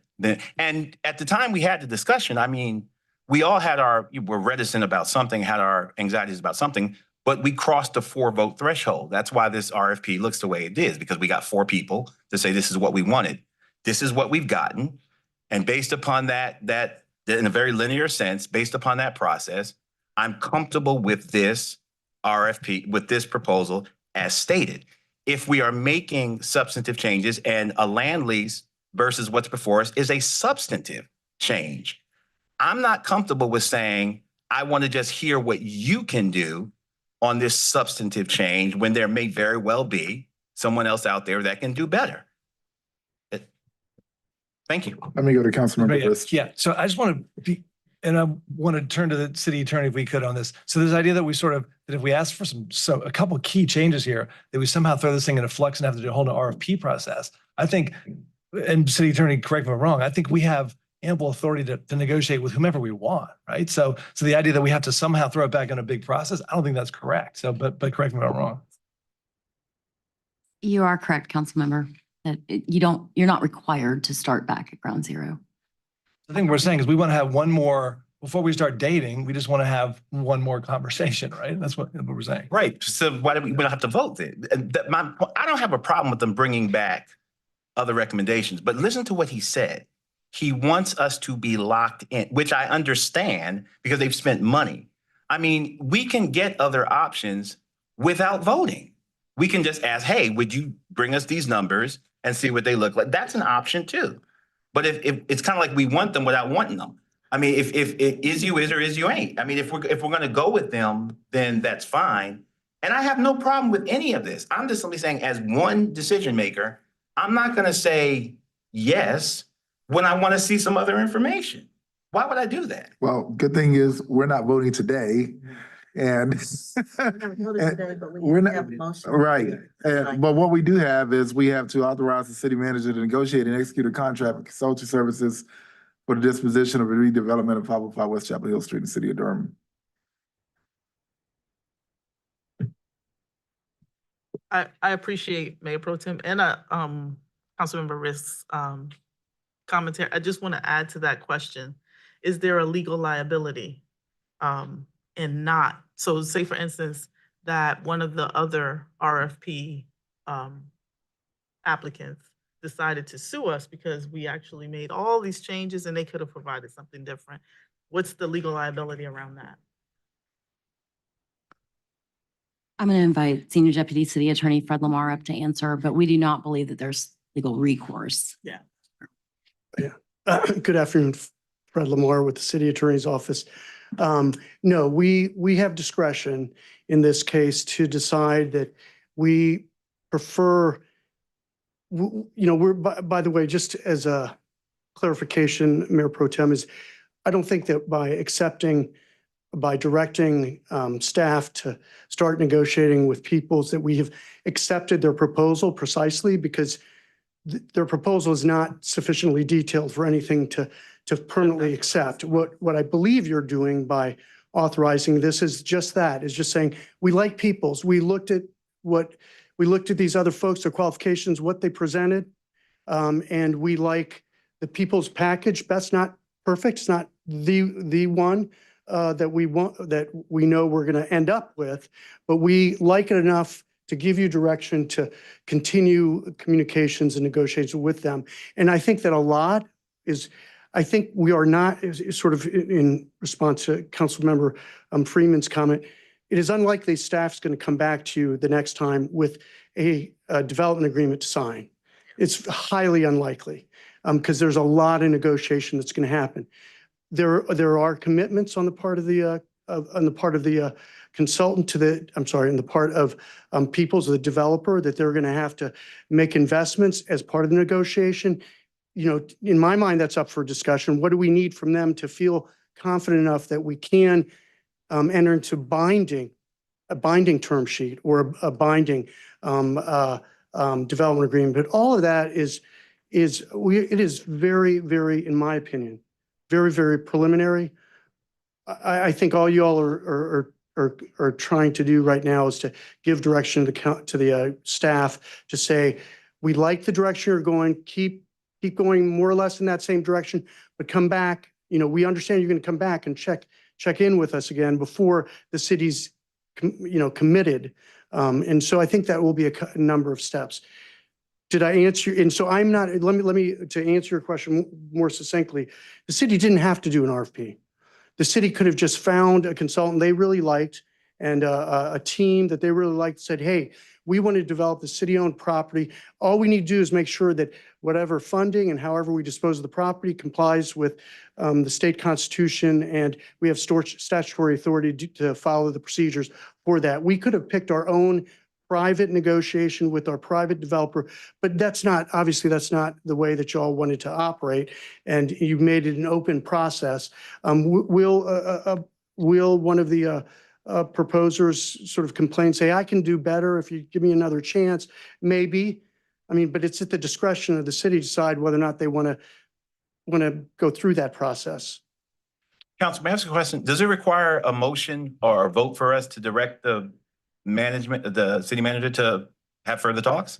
No, it does not. And that is, and my comments hinged on the motions and voting, because, and I think, and this has been very helpful.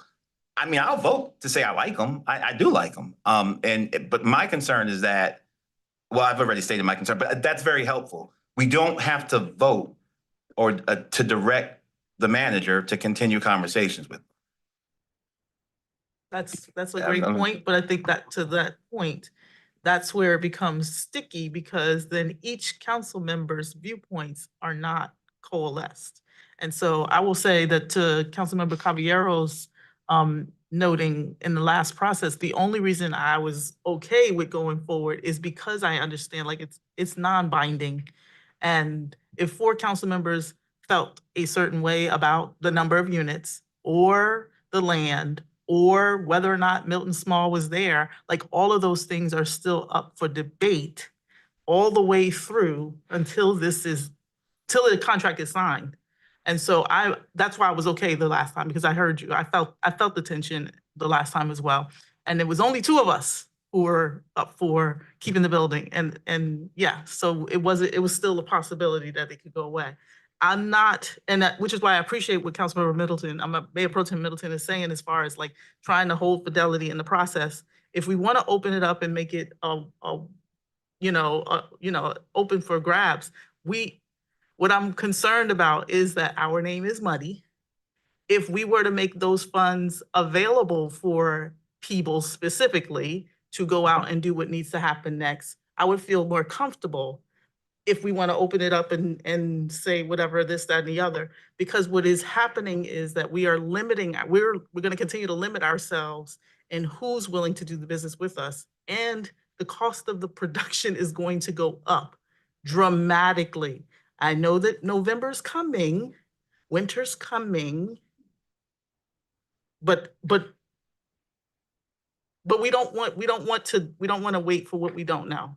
And what I'm clear on is that this is an opportunity right now to do a lot of what we've talked about over the last 7 years and allow for folks to pour in some of their thoughts and ideas around what they would like to see, even though they're newer to council. So I appreciate the 2 items that you said to add into the third motion, and the rest of the motions remaining the same. And if we could at least get 4 people to say they would like to move forward with that, I think we could wrap up this meeting. I think there's unanimity in, first of all, based upon council's statement, I don't think we need a motion or a vote to direct staff to have further conversations and explore. And there's unanimity. I'd like to get information about the ground lease. No, I'm not opposed to that. I'd like to get information about more units. I'm an affordable housing person. That's how I got involved in politics in Durham. So I'd love to see more units. But if we can do that and not have to vote on it, I mean, just have staff have the conversations and bring us back what they, what they find, and then we can take it from there. That's where I am. So, Madam Manager. So there are actually 4 motions here. Well, top one was obviously to receive a presentation. Having conversations with the partners that we consult with are not free conversations, and you know that. So 2 of these motions, as we're moving to where we're going, we definitely would need to adopt the 3rd and 4th motions in order to continue to have discussions and move this project forward. We would definitely need to have to do that. No, on GBA. All right, so colleagues, let us please, I think that we have some direction here. And we have 11 days for the motions to be modified to our liking. I think what staff needs today is, are we moving forward? Madam Manager, wait. Yeah, obviously we need to pay them if they're going to do more work. To be clear, I am prepared to cast a vote for the base proposal. I'm prepared to, but my colleague, we're not there as a council. So secondarily, beyond that, I'm prepared to empower them to have further conversations with staff around what the points my colleagues have brought up, and pay them. Yeah, so obviously, I'll vote, but I'm prepared to adopt base plan A. But since we're not there, I'm prepared to support further conversations around land lease and more units, and to pay them for those conversations. All right. And the them you're talking about is specific to the consultant. Consultant, executive, consultant. My bad. Yeah, consultants. Yeah. Cool. So we're Stacey, do you have what? All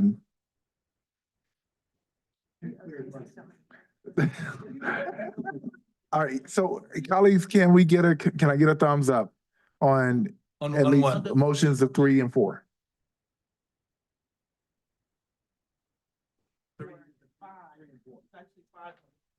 Because One is a presentation. Yeah. All right, you know what?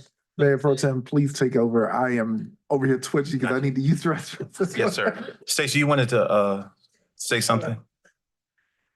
So, so the same way the consultant would be expending additional funds, the development team, will be expending funds. I mean, there is a lift here. The development proposals that we've received are very different. It feels like there is consensus around one firm with the 6 goals. And I'm wondering if the motion number 2 could be modified to add at the end of it with consideration around possibilities for revisiting the number of units and a land lease and passing a motion to allow us to go to a term sheet with those other factors highlighted for us for our extra attention, allowing us to move forward with the developer, giving them some fidelity for the work that they've expended over the last year. And also, sort of affirming to the development community that we are on the right path and we want to move this project forward, and that doing business in Durham makes sense, and that we're headed towards a conclusion of a term sheet. Okay. With considerations for the possibility. With consideration towards the number of units of affordable housing and consideration of a land lease. So we will move forward as a staff with those things, heightened things in mind, as we begin to negotiate with the developer around a term sheet, which we will bring back that term sheet to council for consensus and approval, which is what we have done previously. Colleagues, I'll poll the House. Just a clarifying question. I mean, we're not actually taking a vote like that direction we would be giving you at the meeting when we took a formal vote on it. This work session, we are not doing that. Correct. Correct. We would revise the motion and We're gonna present it revise the back to you motion. for the We'll get Monday it night again. for the vote. Okay. My only question then is like, so this process, you said we will sort of modify the motion potentially to include this sort of like revisit for under consideration, and you'll bring back that term sheet. So how long does that process take? Is that like 2 months, 2 years? Like, So I think we have not engaged in conversations with this particular developer around the term sheet. Where we were last time is we started on a term sheet and we ended up with a full development agreement. So I think if there's some intentionality and conversation we could have with the developer between now and the Monday night meeting, we could give a sense of the range and the attorneys a sense of, a high level term sheet of what it might take. Fred is coming over here. Thank you. Fred Lamar with the City Attorney's Office. I think that my understanding is the council wants to look at the similar proposal from Peoples, but looking at the ground lease and the added affordable. In my mind, that look is something you would do before you negotiate term sheet. I mean, term sheets can mean different things, but it just seems like otherwise it sounds like you're asking for 2 term sheets, because the term sheet is really the deal points that you will put into a development agreement. And so they're pretty much, hard boiled. At least in my opinion, I think that they would be. So if my understanding is there's maybe an interim step before, I'm looking for Stacy, before they would come back with that term sheet, say, hey, we've looked at the numbers again. Remember that proposal we submitted? We've presented it in a similar sort of high level format, and here's what it looks like. Which one do you want us to go with to do the term sheet? That would be my recommendation. Which goes precisely to my earlier point. We're polling the House. Councilmember Tabiera? Yeah, since the time that was suggested to add a little bit more specificity on that motion, I've been fine with it. I'm gonna trust the folks who do this to tell me. I just don't want to shut the door. That's it. And I said that 30 minutes ago. Councilmember Freeman? And fine. Mr. Mayor, I'll yield back. Well, I was polling the House. Keep going. All right. Stacey, have you discerned clear direction from us based upon that? Yes, we will draft a revised motion and come back on the Monday night, and we will have conversation with our attorneys around the word term sheet and what will be in a term sheet. And so maybe there's 3 steps here instead of 2, and kind of what is in that. So we will have those conversations. All right. See, Your Honor, you should have left the room earlier. I see that. I see that. Put a bow on it. Thank you so much. Madam Manager, do you have any final comments or direct? Are we clear? All right. I think that's it on this topic. Mr. Mayor, I'll yield back. I'm All yielding right, back. thank you. Guys, just a moment of personal and professional privilege here. I just want to thank you all. Just how rich our civic discussion can actually be. It's an honor to be able to like get so deep into details around policy like this. This is good work. Yeah. I just want to echo that and say I'm actually grateful that the storm came so that the kids did not start school today and I could stay past 3. Yes. Yes. This was it was supposed to be a short meeting. However, Councilmember Cook, this was not your fault today. All right. So I just wanted to say thank you guys. I mean, I know folks are watching on YouTube and across the way. We have other council members across the state that actually do tune into Durham City Council. So this was, you want to get deep into policy, folks, that's how you do it. Thank you all so much. We need to settle the agenda. Oh yeah, sorry, Madam Clerk. Good afternoon, Council, and thank you. The Durham Cultural Advisory Board appointment for a general member position is Barbara Lau. The nomination is. The Durham Sports Commission appointment nomination is Monica Brown. And the Durham Bicycle and Pedestrian Advisory Commission appointment for the category of youth is Philip L. Safakoulis. And that's the end of my report. Thank you. There was one more thing while you're here. And thank you, community members, for coming out and for your patience.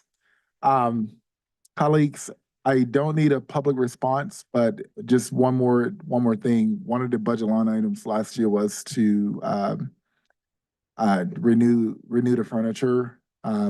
Again, the reason why I proposed that was I still have Bill Bell's furniture, and it's really, really old. So I proposed that for the entire council suite. You do have the option to opt out if you do not want to or feel you need any new furniture or that you don't have an active office like mine. So just please make sure you let the clerk know that by today, but we will be moving forward today. I want to make sure I let everyone know. I let the clerk know that I was fine with the furniture and I support the mayor's office and the conference room being updated because both of them need the technology updates for both of those locations. So I know that some folks might have other needs. What I am most concerned about is the price tag, and that dollar amount is very high. But I'm not sure if the interior decorator could be limited to those 2 locations, but that might be a little bit helpful, or even in the We have waiting flexibility. area, all of that. And it's way down for what it was, and it would Let's the keep more getting it people down. opt out, the less we spend. Yes. And we've gotten it pretty down significantly.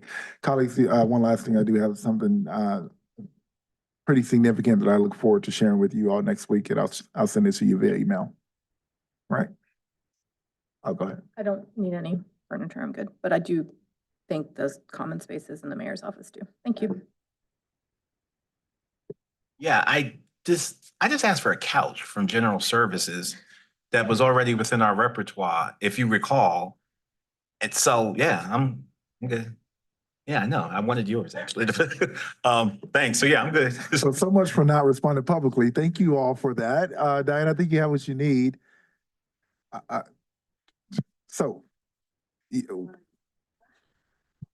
Yeah, I'm fine. Yeah, that's what I said by email. I think the conference room and the mayor's office for sure. But I am concerned about the cost. In a year where we're raising taxes significantly on our residents and they're digging deep to pay. And so like, yeah, let's be smart. Well, the money was allocated in the budget. We're gonna save a lot. If you don't have any opposition to put it in the summer camp fund, don't discuss that now. I'm just putting it out there. Okay, but that's all I have. Madam Clerk, you have your direction. I'm All gonna right, go since Madam I'm the Manager. only one. I also have opted out. I'm the only one that didn't get to say on the public record, so I just want to say that I also opted out of the furniture. Guys, my office is very active. I have people in there every day, so that's yeah. Madam Manager, it's on you. Thank you, Mr. Mayor. Members of the council, I have for your next city council meeting for consent items 1 through 4, item 6, items 8 through 15, for GBA items 5 and 7, and GBA public hearings, items 17 and 18. Just one caveat with the item 4 may need to be updated. That's For all. the, That's all. agendas. Number 4. That So you report. wanted to stay on consent? All right, any other matters? We all good? Thank you all so much, and we are adjourned.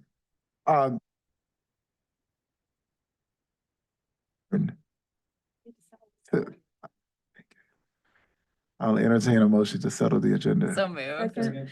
All in favor? Aye. All opposed?